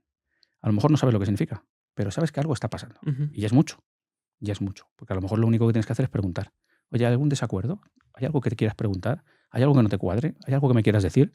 Y te puedes sorprender. A lo mejor te dicen, pues mira, sí. Anda. No sabía lo que significaba el gesto, sin embargo, como se ha ido del baseline, sé que ocurría algo. Pues pregunto. Sencillo. Y ahí, hablando del baseline, vemos también, por ejemplo, el tema de los saludos, que Sí. ahora se ha hecho muy famoso con Sánchez Uf. y Macron, Madre mía. que son las únicas dos personas que han intentado contraatacar los saludos de Donald Trump. Hubo ¿Cómo? otro que lo hizo. Sí. Sí, el presidente de Canadá, Trudeau. Bueno, claro, pero es que es otro de la quinta. Sí, sí. Trudeau, Macron y Sánchez son primos hermanos en cuestión ideológica Sí, y de sí. forma de ser. Ujú. Entonces, ¿por qué esta gente se preocupa tanto de la apariencia de ver quién gana el saludo? ¿Y cómo influyen realmente los saludos, más allá del circo político que tenemos, pero cómo utilizar buenos saludos correctamente en no verbal para causar una buena impresión en el sector negocios? ¿Sabes lo que pasa? Que hay mucho. Hay demasiado ya construido de los saludos a nivel político, a nivel de negocios. Es decir, se sabe mucho, se utiliza mucho y está como muy, permíteme, prostituido. Ujú. Yo ya no me fío de los saludos de los políticos.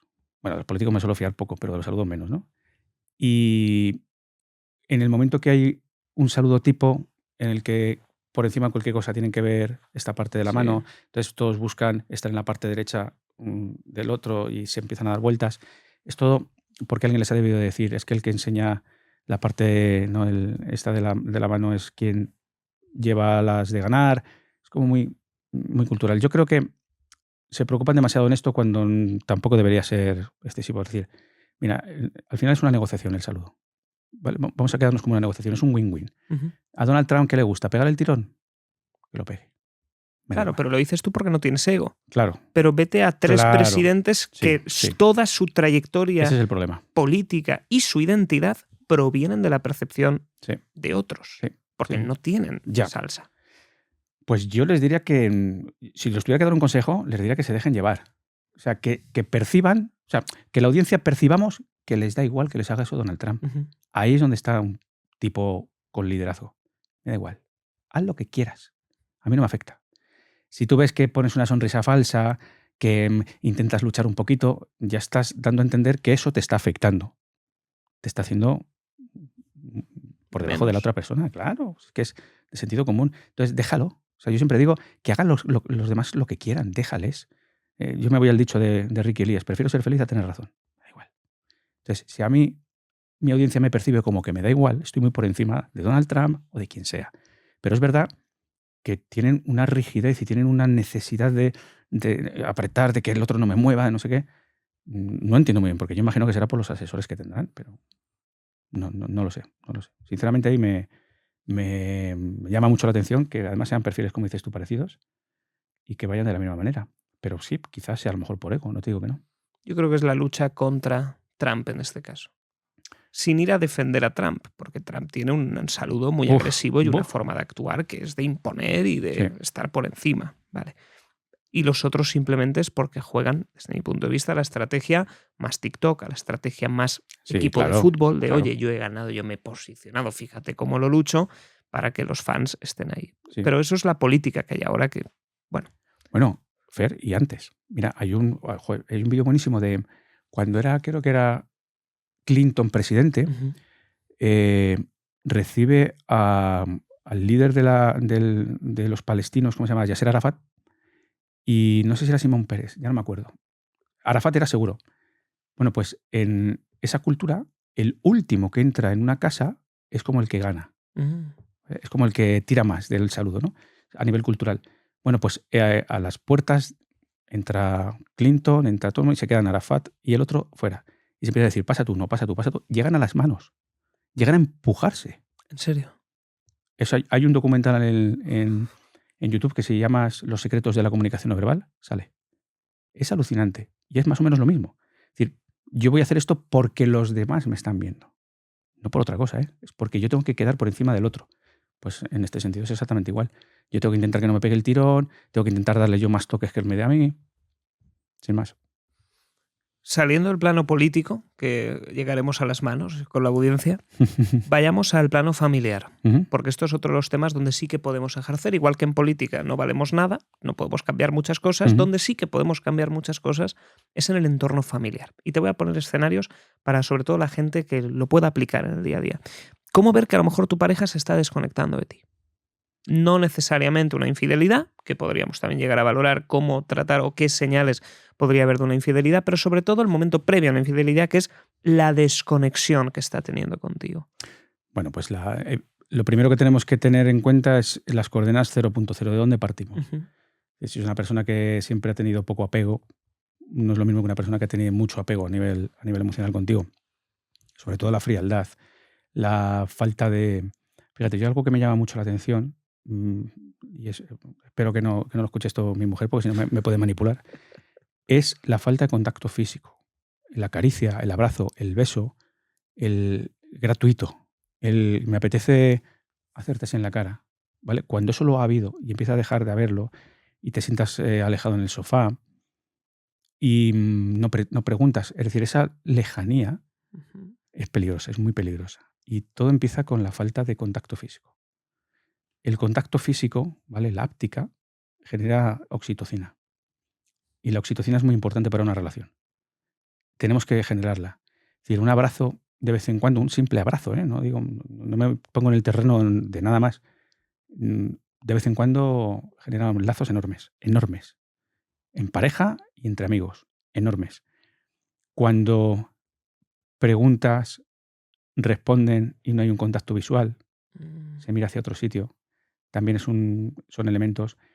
Cuidado, que no lo confundamos cuando a lo mejor el foco está en otro sitio. Es decir, yo estoy a lo mejor hablando de algo que está ocurriendo allí, tú me estás preguntando y yo te puedo responder, pero cuando es algo habitual... un partido de fútbol, los dos, sí, obviamente no vas a mirar. Pero cuando está siendo algo más habitual, cuidado. Y sobre todo, cuando hay algún tipo de gesto relacionado con el desprecio. Tú puedes reaccionar de muchas maneras. Tú te puedes enfadar, pero cuando hay desprecio, el desprecio es una emoción tan altiva y tan de dejar al otro por debajo de ti, que eso ya hay... Cuando se genera ese tipo de reacciones, no te voy a decir que no haya vuelta atrás, porque siempre hay vuelta atrás, pero tomas cartas en el asunto o está la cosa... Pero es muy difícil. ¿Cómo puedes volver a amar a alguien a quien desprecias? Es muy difícil, por eso te digo que es muy difícil. Es muy difícil. Y ¿Qué señales son esas, Juanma? Pues, por ejemplo, el hecho de que alguien te diga algo y menosprecies, déjalo. Déjalo, que no tienes ni idea. Y sobre todo, por ejemplo, con una señal de asco. Yeah. O las típicas señales de... Pero no la señal de hacer así para que me veas. Como muchas veces tú me puedes decir algo, digo, ay, Fer, de verdad. Eso no es. Me refiero a para quien nos escuche, rolar los ojos, un pequeño levantamiento del labio, como si fueras un león o un perro. Eso es. O elevar las cejas y caer los párpados, ¿no? Que es cierto también desdén. Pero sobre todo cuando tú lo haces de manera bastante continua y que no te importa si te ven o si no te ven. Porque si yo quiero que me veas, puede ser una provocación y de ahí no pasa. Lo malo es cuando es bastante continuado y encima es algo mío. No es algo que quiero que tú veas, sino es algo que realmente yo siento. Empieza a ser peligroso. Y sobre todo con conductas, pues eso de no tenerte en cuenta, el da igual. Oye, ¿esto qué? No, da igual. Esa suma, porque de manera aislada nada es importante. De manera aislada realmente nada es importante. Pero cuando vamos generando una suma de conductas, eso sí es peligroso. Eso hay que recuperarlo de alguna manera. Sí, es muy, muy peligroso. Y de vez en cuando oye, ¿qué tal va todo? Un interesarte de manera genuina por cómo se encuentra la persona con la que convives, de manera genuina, ¿eh? O sea, de manera... Oye, hace mucho que no le pregunto a mi mujer qué tal está. Oye, ¿cómo estás? Pero ¿cómo estás de verdad? ¿Cómo vamos? Esta pregunta no se suele hacer y es bueno que lo hagamos. O sea, tener la conversación difícil. Sí. Sentarnos y establecer una conversación profunda, no de logística. No, de vamos a llevar al niño aquí y allá, no. Conversación de verdad. Es que eso es el día a día, macho. Y eso al final carece de apego, carece de sentido, carece de todo. No sé, es una pregunta además muy simple, pero es Oye, ¿cómo estás?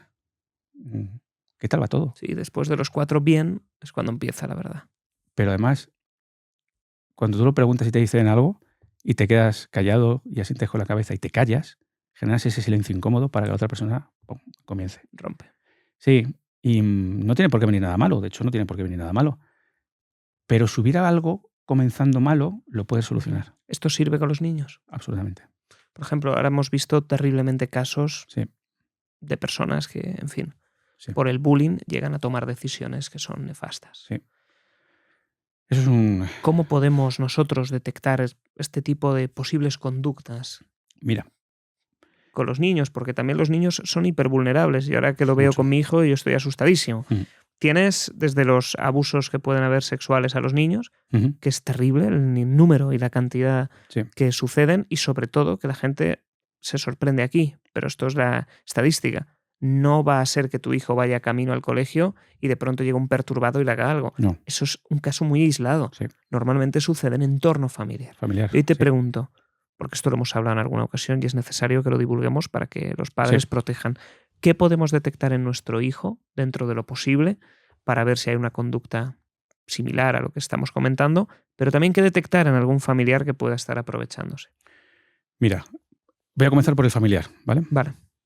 Un familiar que normalmente quiere aprovechar de estas situaciones es un familiar que busca la soledad, busca el aislamiento, busca el ya acuesto yo al niño, voy a verle si está durmiendo. Es decir, que es raro. Muchas veces, pues, no sé, me lo voy a inventar, pero a lo mejor el tío que viene una vez al mes, pues el ir a ver si está el niño dormido o ya acuesto yo al niño, o no sé qué, pues no cuadra mucho. Y yo no digo que tengamos que desconfiar, pero tampoco digo que tengamos que dejar todo libre, porque como tú muy bien has dicho, la mayor parte de los abusos pertenecen a la familia. Y eso por algo será. Tenemos que ser un poco mal pensados. Sé que no deberíamos de estar así, pero estamos hablando de nuestros hijos. Entonces yo lo siento. Por protección, si tengo que ser mal pensado, lo voy a ser. Lo siento. Y quien no lo entienda, lo siento. Conducta del niño. El niño, cuando está sufriendo algún tipo de estos casos, suele ser un niño que va a tener evasión. Va a intentar no estar en el grupo donde pueda estar la persona que le está agrediendo. Porque el niño, ¿Sí? claro, porque es otra de las cosas que te quiero preguntar, el niño sabe que eso está mal, el niño sabe que hay un daño, el niño... Porque para que haya evasión tiene que haber cierta conciencia. Hay veces que no, Yeah. pero eso es un trabajo de los padres. Nosotros tenemos que educar desde muy, muy, muy pequeños en este sentido, de lo que no deben de hacer, lo que no quieran que les haga, que nadie les tiene que tocar ciertas partes salvo papá y mamá. Que todo esto es un trabajo de concienciación hacia el niño importantísimo. Es que si no hay esto, el niño lo puede tomar como algo normal. Claro. Y de hecho los adultos que lo hacen se valen muchas veces de eso. De esto es normal, esto es un secreto entre nosotros. Hijo, no hay secretos de esta índole. No los hay. Quien te diga que los hay, miente. Y sobre todo, lo más importante, Fer, es que nos tienen que tomar como una fuente de protección. Nosotros no somos punitivos, somos protectores. ¿Por qué? Porque los niños, a cierta edad, no cuentan cosas a los padres por miedo a las represalias que van a hacer los padres contra los demás. No. Hijo, tú cuéntamelo todo. Contra los demás, no contra el niño. No. Que a lo mejor te ven agresivo y has mencionado en alguna ocasión, yo le cortaría la cabeza a la persona, entonces el niño se asusta. Exacto. Fíjate. La cuestión es, si alguna vez te pasa, hijo, tú me lo cuentas. Y entre tú y yo vemos cómo lo solucionamos. Y nunca vamos a hacer nada que tú no quieras. Muy bien. Eso abre la puerta. Y yo, a día de hoy, Fer, mi hijo mayor tiene 16 años y nunca he tenido ningún problema. Me ha contado absolutamente todo. Todo. Porque creo que nos tienen que ver como el castillo, como la solución, como el refugio. No como lo que va a ir a montar el pollo al colegio, como el que la va a liar con el padre de los niños o a los niños. Si ven eso, van a optar porque no van a querer hacerlo. ¿Por qué? Porque piensan que van a tener más represalias todavía. Entonces, no. Tú cuéntamelo, planificamos, planeamos cómo lo solucionamos y hacemos lo que tú quieras. Ya veremos luego lo que hacemos. Pero eso te asegura que el niño te lo va a contar. Siempre. Siempre. Eso es fundamental. Y fundamental es la observación del niño. Antes de nada, quiero romper una lanza a favor de los papás con hijos que han tenido este problema. En ocasiones es indetectable. Muchas veces es indetectable. Porque precisamente niños que sufren este tipo de abusos o que dan un paso más se preocupan porque no se les detecte. Claro. No lo podemos detectar, pero ni los papás, ni yo, ni nadie. Porque hacen lo suficiente para que no se detecte. ¿Hay señales no verbales inconscientes que podamos centrarnos? ¿Algún Ahí voy. gesto? Sí, los puede haber. Pero claro, aquí hay que estar muy entrenado. Muy entrenado. Esto, una persona que no se haya formado mucho no lo va a poder detectar, por ejemplo. ¿Vale? Me explico. Lo que hemos hablado antes de la parte izquierda del rostro. ¿Vale? Hay mucha evidencia. Desde Tucker, Dawson, Davison, Schwartz, Borot, nos hablan de la importancia que tiene la hemicara izquierda. Es decir, la parte izquierda del rostro. Que está controlada a nivel motor por el hemisferio derecho del cerebro, que es el que, de alguna manera, regula las emociones. Vamos a definirlo así de manera más genérica, ¿no? Que me perdonen los eruditos de la neurociencia, porque meto alguna patada, pero es para que los papas lo entiendan. A mí me da igual ahora mismo ya los científicos. ¿Qué es lo que ocurre? Cuando un niño oculta una emoción o un estado emocional, lo oculta porque no quieren que los papás lo vean, por la razón que sea, vamos a poder detectarlo porque hay una asimetría entre la parte derecha y la parte izquierda del rostro. Ojo que no es obligatorio que salga, pero si sale va a salir de esta manera. Parte izquierda y parte derecha del rostro van a estar asimétricas. Es decir, ocurre algo. Eso nos tiene que llamar la atención. Si queremos saber qué es lo que ocurre, nos fijamos solo en la parte izquierda, que es la parte del rostro que más involucrada está en la expresión emocional sentida. No en el rol, no en lo que yo quiero que los demás vean, que esa va a ser la parte derecha, sino la parte izquierda. Entonces, si yo en la parte izquierda noto tristeza o enfado, o asco, me da igual, la emoción que sea, me puede dar pistas. Si yo ya puedo sospechar y veo que mi hijo, cuando llega el domingo por la tarde, su hemicara izquierda se transforma en miedo, algo está pasando. El domingo por la tarde. Por ejemplo. De cara al colegio, por ejemplo. Eso es. El lunes. O viene del cole de esa manera. O cuando hay que ir a... Es decir, es decir, nos tiene que cuadrar el contexto y la situación en la que estamos con lo que le está ocurriendo. Nos tiene que mosquear. Va a haber evasión, cambios de conductas alimenticias, cambios de conductas de sueño, inapetencia por hacer determinadas cosas, divagación, o sea, de repente el niño se queda mirando un punto fijo, falta de parpadeos. Hay muchas conductas que nos pueden llamar la atención. Claro, son demasiados detalles. ¿Cuál es el problema? Básicamente sería reducirlo a cualquier cambio de comportamiento base, por ayudar al padre, que son muchos datos. Exactamente. Y además, como es algo tan importante, no pasa nada si nos pasamos de frenada. No pasa nada. Lo que has dicho de mejor ser mal pensado y a lo mejor preocuparte de más que de menos. Pero también tenemos que ser conscientes de que si nosotros abordamos o desbordamos, mejor dicho, a nuestros hijos con esto, estamos todo el día machacándoles, puede ser contraproducente. La percepción del menor, insisto, es que estamos ahí. Estamos ahí. Cualquier cosa, aquí estoy. Cualquier necesidad, aquí estoy. Yo no te voy a estar machacando de hijo, ¿cómo estás? De verdad, pero ¿hay alguien que te está haciendo algo? ¿Hay alguien que te está no sé qué? ¿Hay alguien que no sé cuántos? Ahí se cierra. Tiene que salir de él. Volvemos a lo mismo de antes. No es cuestión de yo convencerle, es cuestión de que el convencimiento tiene que venir de él. Entonces, en el momento que él percibe un peligro, él tiene que saber que el referente de seguridad es su papá y su mamá. Porque saben que no va a hacer nada que él no quiera hacer. O sea, eso lo tenemos que dejar claro. Se va a hacer, hijo, lo que tú digas que hagamos. Pero yo te quiero ayudar. Nunca vamos a decir, le reviento la cara, la monto en el colegio, las no sé qué, porque además es lo que nos pide el cuerpo. Sí. Pero si nosotros queremos que nuestros hijos no lo cuenten, no pueden percibirlo. No pueden, porque no lo afectará cuentan. Su estatus de grupo. Si tú llegas al día siguiente, montas un pollo en el colegio, el niño ya la próxima no te va a contar nada, por supuesto. Porque le ha afectado a su estatus. Pero ya no la próxima, Fer, es que a lo mejor ni la primera te lo cuenta, porque él ya percibe que la vas a liar. Claro. Entonces eso... Y a nivel disuasorio salió un vídeo, se hizo muy famoso, un tarado, no sé si era un psicópata, pero que abusaba de este tipo de perfiles de niños. Y entonces lo que decía era que él, a la hora de elegir sus víctimas, elegía al padre más débil, al padre que sabe que no le podía hacer nada, y elegía a niños de todas las... Toda la razón. Toda la razón. Mira, es más... Pero claro, a la vez choca con lo que me acabas de comentar del niño. No choca por una razón. Mira, imagínate, yo estoy en el parque estamos tú y yo en el parque con los niños, ¿vale? Los dos. El tarado, ¿vale? El abusador está pendiente. Y no está pendiente de los niños, está pendiente de los niños por oportunidad. Se aleja. No se aleja. Pero está pendiente de los padres. Si el padre no tiene por qué estar agresivo, pero si el padre está en amarillo, que llamamos a nivel de seguridad, puedes estar en verde, en amarillo o en rojo. Verde es que pasa de todo, en amarillo es que estás pendiente y en rojo es que estás activado. O sea, en amarillo sería a lo mejor tú estar vigilando al niño. Eso es. Y el entorno. Un café, pero observando. Y el entorno. Parar. Tú de repente, yo estoy hablando contigo y están los niños por ahí y hago así de vez en cuando. Pum. Vale. Pum. Es decir, alerta. Alerta. Y sobre todo, que haya un contacto visual con la gente que no conoces. Muy bueno. Pasa por allí y hago pum y me le quedo mirando. El tío si quiere hacer algo malo, ya sabe que yo le he visto. Ha habido un contacto visual. Esto es fantástico. Sí. Esto es fantástico. Entonces hay que mirar, pum, miras, sin hacer nada, sin decir nada. Mira, pum, y ya le tienes paz. Sí, porque hay gente que aquí hago lanza. Le da miedo o le da apuro mirar a los ojos a otra persona, pero es que estamos hablando de cosas muy serias. Hombre, claro. Estamos hablando de disuasión. Pero incluso en la propia seguridad. Yo voy por la calle en Barcelona y hay un grupo de tal y hago así, yo miro. Tú mantienes la mirada. No la mantengo. O sea, yo no me le quedo así mirando. ¿Vale? Yo no me quedo así de esa manera. Pero yo voy andando, hago así y continúo. Sin mostrar. O sea, yo no hago esto y me hago pequeñito. No, te mantienes. Yo hago ahí, continúo. Y además voy andando tranquilo, incluso me puedo hasta acercar un poquito a nivel corporal con ellos. No tengo miedo. O que perciban que no tengo miedo. Pues exactamente lo mismo. Entonces, esa sensación, al final, el cerebro del malo percibe que el papá del niño está alerta. ¿Y qué hemos dicho antes? ¿El cerebro que va? ¿A por lo apropiado o a por lo fácil? Va por lo fácil. Pues yo no se lo voy a poner fácil. Y como no se lo voy a poner fácil, su cerebro no me va a elegir a mí, ni a mi hijo. Luego yo no digo que estemos allí en plan paparrambo, pero pendientes.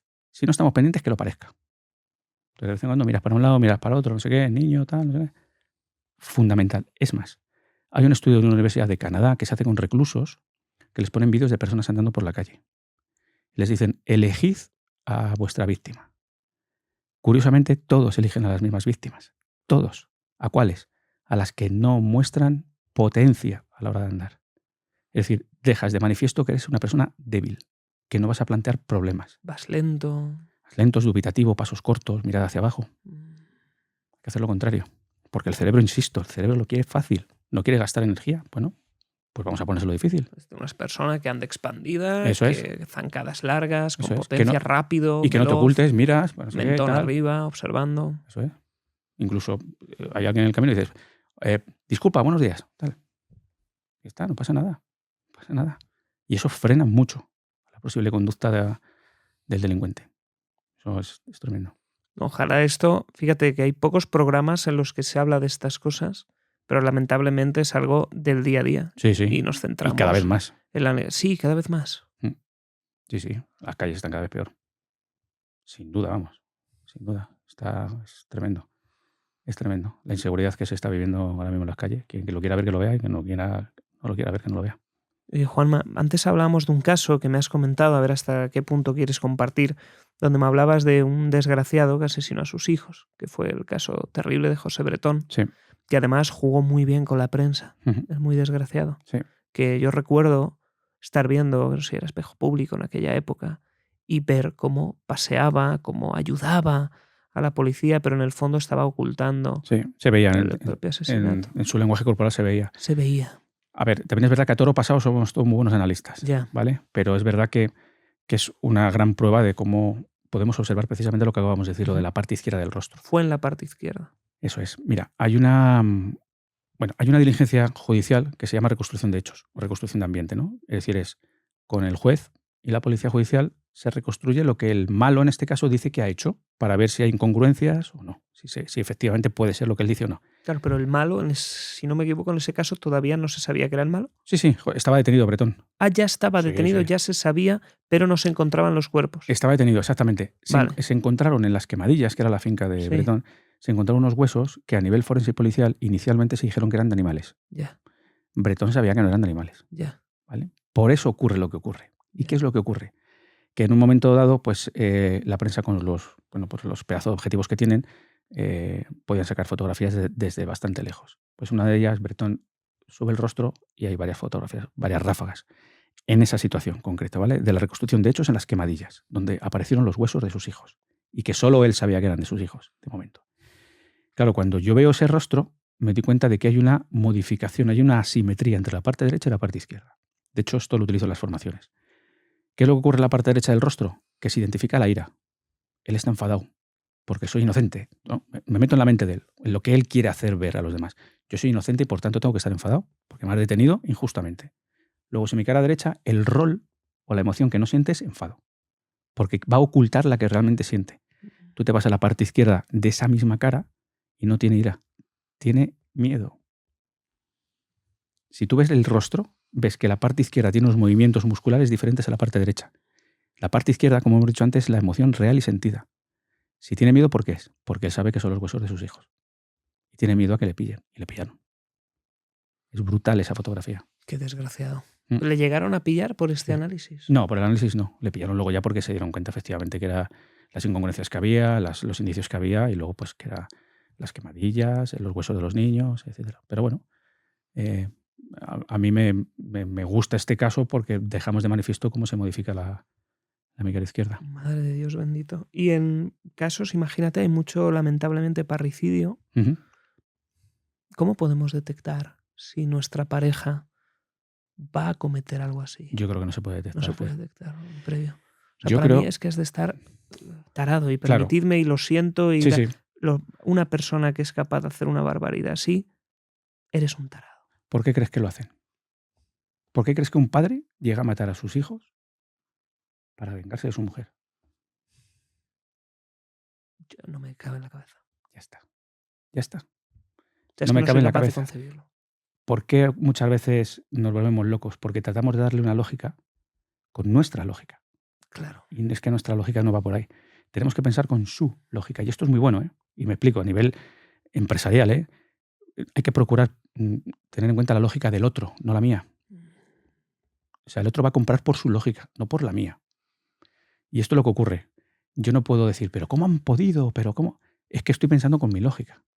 Su lógica, seguramente le haya dicho, es la mejor manera de hacer las cosas. ¿Vale? Por supuesto, horrible. Bueno, faltaría más. Pero va a ser su lógica, y probablemente yo para mí, no lo sé, pero yo para mí una enfermedad mental, porque yo creo que no se puede estar muy cuerdo para hacer eso. ¿Hasta qué punto debes de odiar a una persona para ser capaz de matar a tus hijos con tal de vengarte de ella? O sea, cuando tienes todos los sesgos en contra de esa Es que, decisión. claro. O sea, los que sean padres, Es que de manera no natural, te de cabe en la manera cabeza. Te animal, matas a ti. Yo eso creo es, que el momento, eso si a mí me dan la opción, ¿te mueres tú? me ponen una pistola delante, Claro que sí, que yo encantado le doy un beso a mi familia, ya sea mi mujer o mis hijos, adiós. Pero no dudo, me salto todos mis sesgos de supervivencia. Sí. No hay otra. Y eso Es mi rol. Y eso lo Me compartimos nace. la mayoría de las personas que creo que estamos normales. Y estos señores, por ejemplo, el hombre este de Tenerife que se llevó a las niñas y aparecieron en el mar. No me acuerdo No cómo me se llamaba. acuerdo del caso. Sí, es un caso que llevó Aparecieron en el mar. Guardia Civil, sí. No lo entiendo. O sea, yo, de verdad, yo entiendo que es una relación tan absolutamente visceral. Y yo entiendo que debe haber algo detrás, porque algo más profundo que a lo mejor se nos escapa de las manos. Porque como tú muy bien dices, por supervivencia no deberíamos hacerlo. Yo moriría por mis hijos, moriría por mi hijo, lo tengo clarísimo, pero vamos, Pero no sin ninguna duda. Claro, pero nuestro cerebro siempre está diseñado para sobrevivir en cualquier circunstancia, salvo con el amor. Sí, sí, sí. Yo siempre pongo un ejemplo, y es, yo muchas veces cuando voy conduciendo y tengo que pegar un frenazo, yo siempre la mano se me va al pecho de mis hijos, o al pecho en vez de cualquier otra cosa. Eso es lo que debe de haber. Y lo otro es antinatura absolutamente. Entonces, insisto, yo intento darle lógica, pero es que no podemos darle lógica porque nuestra lógica no es la suya. Qué bueno que hayamos hablado de estos casos. Si te parece, vamos a darle un pequeño giro para por favor. animarnos porque nos Sí, acabamos de hundir Madre y mía. cerrar el tema con algo que va a ayudar a gran parte de nuestra audiencia y son las presentaciones en público. Olé. Estamos en un podcast, un canal donde estoy hiper especializado en dar discursos y la comunicación no verbal es más que importante. Entonces, si te parece, para animarnos un poquito y cerrar por todo lo alto, ¿qué consejos, Juanma, nos darías a todos los que nos dedicamos a dar conferencias, tú mismo que eres conferenciante, Sí. para impactar con comunicación no verbal? Y sobre todo que la gente se quede con 5, 10 técnicas que tú como experto, ellos se la lleven con ese protocolo y digan, ¡guau! Voy a hacer esto y me va a salir de categoría. Bueno, podemos definir muchas, ¿no? Yo sí que es verdad que a la hora de lo que es la intervención en público, la parte verbal, bueno, sobrepasa la parte no verbal. Es decir, tú puedes tener una parte no verbal no muy trabajada, pero como la oratoria no sea buena, lo siento en el alma, pero no haces nada. Entonces, las cosas como son, ¿eh? No es por darte una cookie, como tú dices, pero es real. Lo decía Albert Mehrabian. Pero es verdad que la parte no verbal tiene que ser muy coherente y tiene que ser muy congruente con la parte verbal. Porque si no, el cerebro de la audiencia va a decir, aquí está pasando algo raro. Claro, yo aquí abogo por dos corrientes diferentes. Uno es la autenticidad absoluta, lo que te salga, siempre y cuando no haya elementos graves que corregir. Es decir, ¿hay que meterse las manos en los bolsillos? No. Vamos, es algo que hay que evitar a toda costa. Pero hay ocasiones y hay momentos en los que a lo mejor uno hace algo, dice algo que puede permitirse el lujo de meter una mano en un bolsillo, hacerlo 4 segundos y sacarlo. Y puede quedar muy bien. ¿Que hay que evitarlo? Vale. A nivel táctico, a nivel técnico. Y tratar de evitarlo. Pero hay veces que no debemos ser demasiado ortodoxos. Si lo pide la situación, a lo mejor podemos hacerlo. Por ejemplo, pues a la hora de decirle, yo he llegado a dar clases en el mismo FBI, ¿no? Y hago así, tal, me meto la mano en el bolsillo, miro a la audiencia, la vuelvo a sacar y continúo hablando, ¿no? Eso es como una pequeña interpretación. Bueno, desde luego, por ejemplo, tenemos que no arrugarnos, no reducir silueta, tenemos que estar muy presentes a nivel corporal. A ver, ¿podrías definir esto? Porque me imagino como Claro. contraerte. Claro, hacerte pequeñito. Hacerte pequeñito, la audiencia Vale, ve a una persona ok. insegura. O sea, estar así con los hombros encogidos, Claro. cerrado. Cruzarte de piernas en el escenario. Ah, sí, lo que llamo el ficus. Eso es horrible. O sea, Le pasa mucho más a las mujeres que a los hombres. Sí. No sé por qué. sí, lo sé. Pero lo ubico más en mujeres. En algún hombre yo también lo he visto, pero Ujú. sí, es bastante más en mujeres, correcto. Mira, en socializando es algo positivo. Ese cruce de piernas, si yo estoy en un bar tomando café, es algo muy positivo. Si tú observas un cruce de piernas de pies, porque la persona, el cerebro no está pendiente de que a lo mejor tiene que salir corriendo. Está relajado. Está relajado. Pero cuando tú estás hablando en público no puedes hacer eso. Tú tienes que estar muy bien posicionado en el escenario. Entonces tienes que tener cierta postura expansiva. O sea, cierta apertura de piernas natural, pero no pegadas. Cierta elevación de la barbilla. Estar presente. No estar presente es enseñar el pecho, que se vea, el trabajar las manos, el moverlas. No solamente Donald Trump aquí, sino en el marco. Donald es exagerado. Es exagerado, es ya demasiado. El utilizar, mira, esto es súper interesante, utilizar los gestos para ti, Ujú. no para los demás, que también. Por ejemplo, yo puedo utilizar los gestos para marcar una serie de cosas. Te puedo decir, una cosa es esta, otra cosa es esta, otra cosa es esta. Pero mira, yo siempre a los alumnos les digo, ¿qué es un gesto? Me dicen, un gesto es unos movimientos que hacemos con el cuerpo para acompañar la parte verbal, ¿no? Ujú. Para, pues, no sé, describirla mejor, para darle más punch a lo que digo. Estupendo. Digo, entonces, ¿hacia quién va el gesto? Dice, hacia la audiencia. Muy bien. Digo, entonces, ¿por qué gesticulas cuando hablas por teléfono? Y ahí dicen, ya, ostras, es verdad. Porque también hacemos gestos para nosotros mismos. Nos regula, nos marca ritmos, nos posiciona. Es muy bueno. Por eso, cuando uno tiene una llamada de emprendimiento, levántate y gesticula. Aunque sea por teléfono. Gesticula, sonríe, muévete. En el escenario exactamente lo mismo. Gesticula para los demás, porque tienes que hacerlo bien, pero también para ti. Entrénate hacia ti para que luego los demás te vean como una persona muy congruente. Paséate por todo el escenario. Bueno, esto que te voy a contar a ti, si eso lo dices tú mejor que yo. Paséate por el escenario, mira absolutamente a todo el mundo. Ve mirando a las personas, que haya un contacto visual, porque el contacto visual unifica, ¿vale? Genera rapport, es muy bueno. De hecho, de vez en cuando sonríe, de vez en cuando utiliza, claro, esto ya es tu parte, ¿no? Utilizas estas pausas, estos silencios, para generar ese rollito. Y en definitiva, sobre todo es interiorizarlo para que tú estés a gusto. Porque si esto va un poco contra tu natura, porque eres una persona muy introvertida, tímida, el que yo te diga que hagas todo esto va a hacer que te sientas un poco raro. Entonces, trabájalo, interiorízalo, lo tienes que hacer muy tuyo para que al final salga de una manera muy natural. Pero es muy básico, es simplemente eso. Es el aparentarse una persona que no está ocultando nada, que está segura de sí misma, que tiene una autoestima importante, que eso se ve en el escenario. Se suele confundir mucho con la confianza, pero es más o menos la misma actitud corporal. Entonces es algo que las personas no suelen trabajarlo, que las que tienen, digamos, una confianza enorme les sale de una manera natural y que no se les suele ver bastante de que dicen, mira, lo está pasando fatal, aunque luego verbalmente estén como muy echados para adelante. Pero esto es general la incongruencia, que es un poco más complicado. Yo te voy a hacer 2 preguntas para cerrar, que esto a la audiencia le va a encantar. Pregunta número 1. ¿Podemos detectar si una persona tiene confianza en sí misma, es extrovertida o puede tener éxito por su comunicación no verbal? Podemos detectar si es una persona que tiene un gran potencial interior, es decir, que tiene una alta Ujú. autoestima y una gran confianza, y raro es que una persona no triunfe si no va de ese palo. O sea, si es una persona profesional, una persona preparada, una persona leída, una persona que tiene unos conocimientos y además tiene ese empoderamiento interno, raro será que no lo haga bien. Y, joder, es que es súper interesante esta pregunta. Mira, hay un estudio de Amy Cuddy en el que te habla del empoderamiento a través del lenguaje corporal. Es verdad que se ha intentado replicar y no ha salido tan potente, pero ha salido. Se utiliza el lenguaje corporal incluso para la terapia psicológica. ¿Esto qué significa? Que al final la parte corporal está potenciando la parte mental, la parte de la motivación, de la disciplina. Una persona disciplinada no es una persona que se arruga a nivel corporal, es una persona que se viene arriba. Se expande. Exactamente. Entonces, si yo voy a hacer una negociación, si yo tengo que emprender, si yo tengo que hacer algo, mi lenguaje corporal tiene que ir de la mano. Como no vaya, ando jorobado, ¿eh?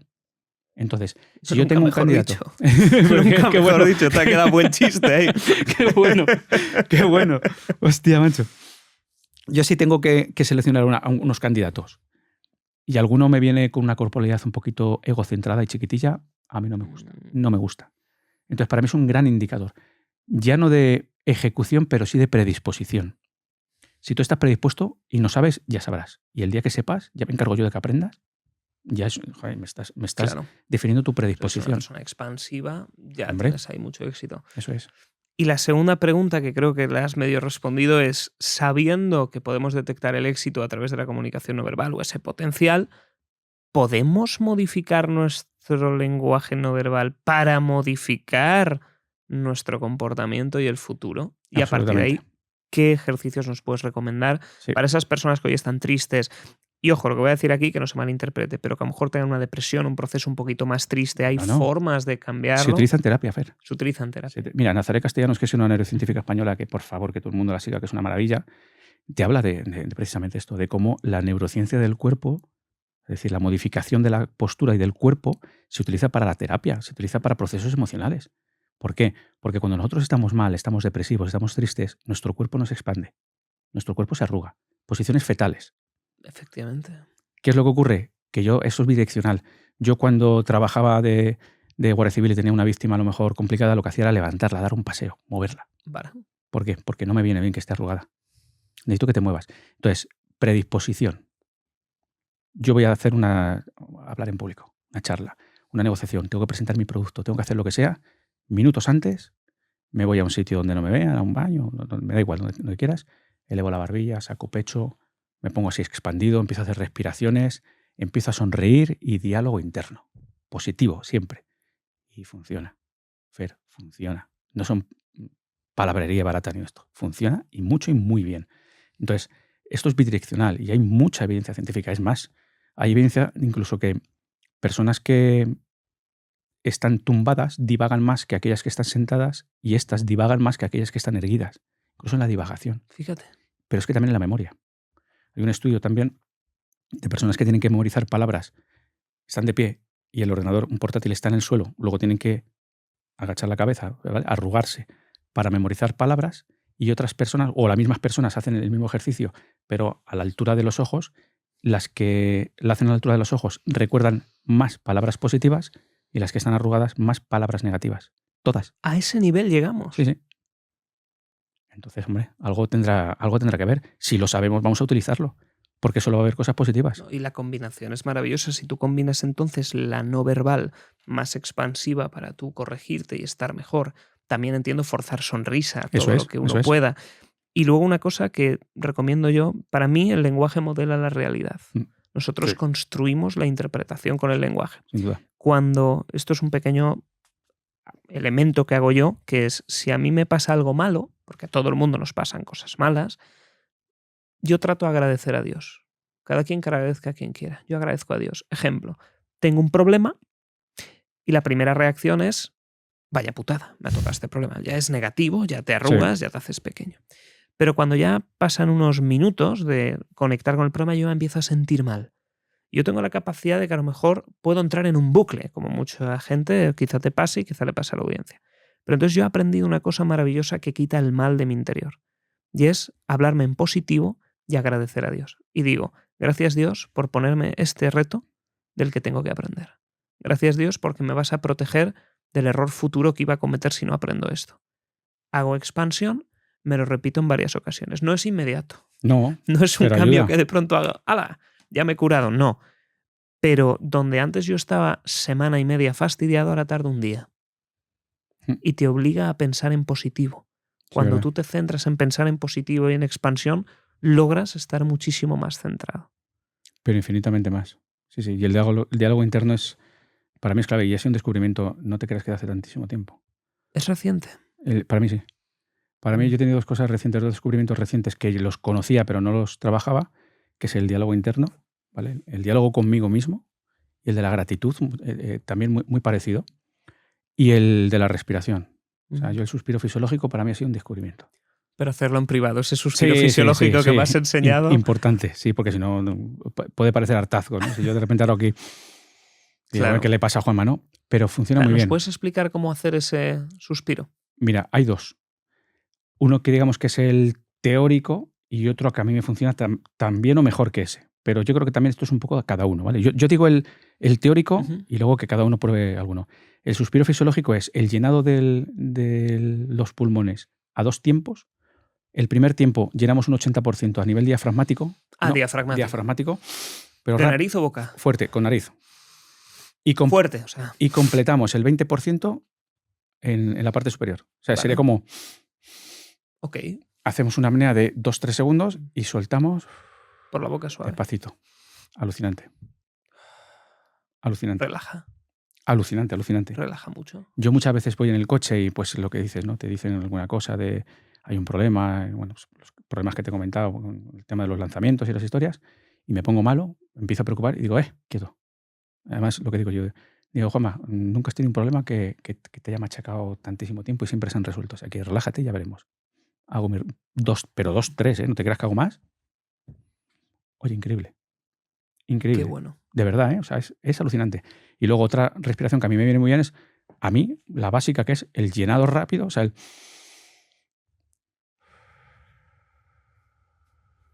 el soltarlo muy lentamente. Llenado más rápido y soltarlo muy lentamente. No es una técnica que haya aprendido en ningún lado, pero a mí es que me está funcionando bien. Entonces, las voy alternando porque Eso es maravilloso.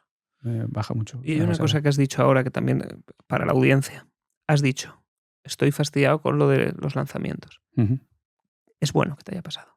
Es decir, desde mi punto de vista, ahora con esta filosofía, es gracias a Dios que te ha pasado ahora, porque tú imagínate en 5 años con un proyecto más gordo, imagínate más gordo y que te pasa eso. Sí. El aprendizaje que has tenido ahora, qué no elegir, qué compañeros de proyecto no escoger, qué banderas rojas aparecen, todo eso, gracias a que eres un... Claro, lo que pasa es que aquí tienes que ser católico, ¿no? Pero en este caso un privilegiado de Dios que te cuida, te ha dado la señal ahora para que ahora en los proyectos que tienes y me has contado que te van a ir fantásticos, esto no va a aparecer. Tú ya has aprendido latín. No, desde luego, pero latín y griego. Pero como dice Iñaki, lo tuvimos la semana pasada, no se aprende en herida ajena. Es verdad. Si no llegas a sufrir tú en ese proceso, es verdad, no sabrías esto. Completamente cierto. Pero bueno, uno al final aprende... Lo que pasa es que es duro. Es durete, sí. Sobre todo cuando te piensas que todo el mundo es bueno. Ya. Juanma, vaya masterclass hemos tenido hoy de comunicación no verbal. Pero estábamos grabando. Se ha grabado esto, imagínate. Para mí es una charla de colegas. Se han pasado volando. De hecho, ha sido muy charla de colegas, donde nos hemos ido dejando llevar por la conversación, conectando con muchos puntos. Además, me ha fascinado y he aprendido una barbaridad. Volveré a ver el programa varias veces para seguir aprendiendo. Qué guay, tío. Gracias por traerme el libro firmado. Muchísima ilusión. ¿Lo podéis encontrar dónde? ¿Lo pueden encontrar? Pues todas las librerías prácticamente, en Amazon, en Casa del Libro, en casi todos los sitios. Es un éxito atroz. Felicidades. Ya quinta edición y decirte que no es fácil. No. Lograr esto para los que estén deseando escribir un libro, lograr el nivel de trabajo de Juanma, que es un crack, y hacer 5 ediciones en muy poquito tiempo, lo acabas de lanzar. Mes y medio. Vamos. Próximo Premio Planeta lo vas a tener tú a este nivel. Me gustaría. Juanma, ¿dónde te pueden seguir la gente? ¿Dónde puedes seguir en contacto contigo? En cualquier red social, Ciencia del Comportamiento, pues por ahí me tienen. Qué bueno. 1000 millones de gracias. A ti, como siempre. Y a los que estáis viéndonos desde casa, en el coche, escuchándonos, no olvides que la comunicación no verbal es una de las mayores herramientas que tenemos para detectar problemas, detectar si alguien va a abusar de un niño, para detectar problemas que pueden haber en el trabajo, sobre todo también para controlarnos a nosotros mismos y entender en definitiva cómo funciona el comportamiento humano. Aplícalo, entiéndelo y ya no vas a volver una sonrisa de la misma manera.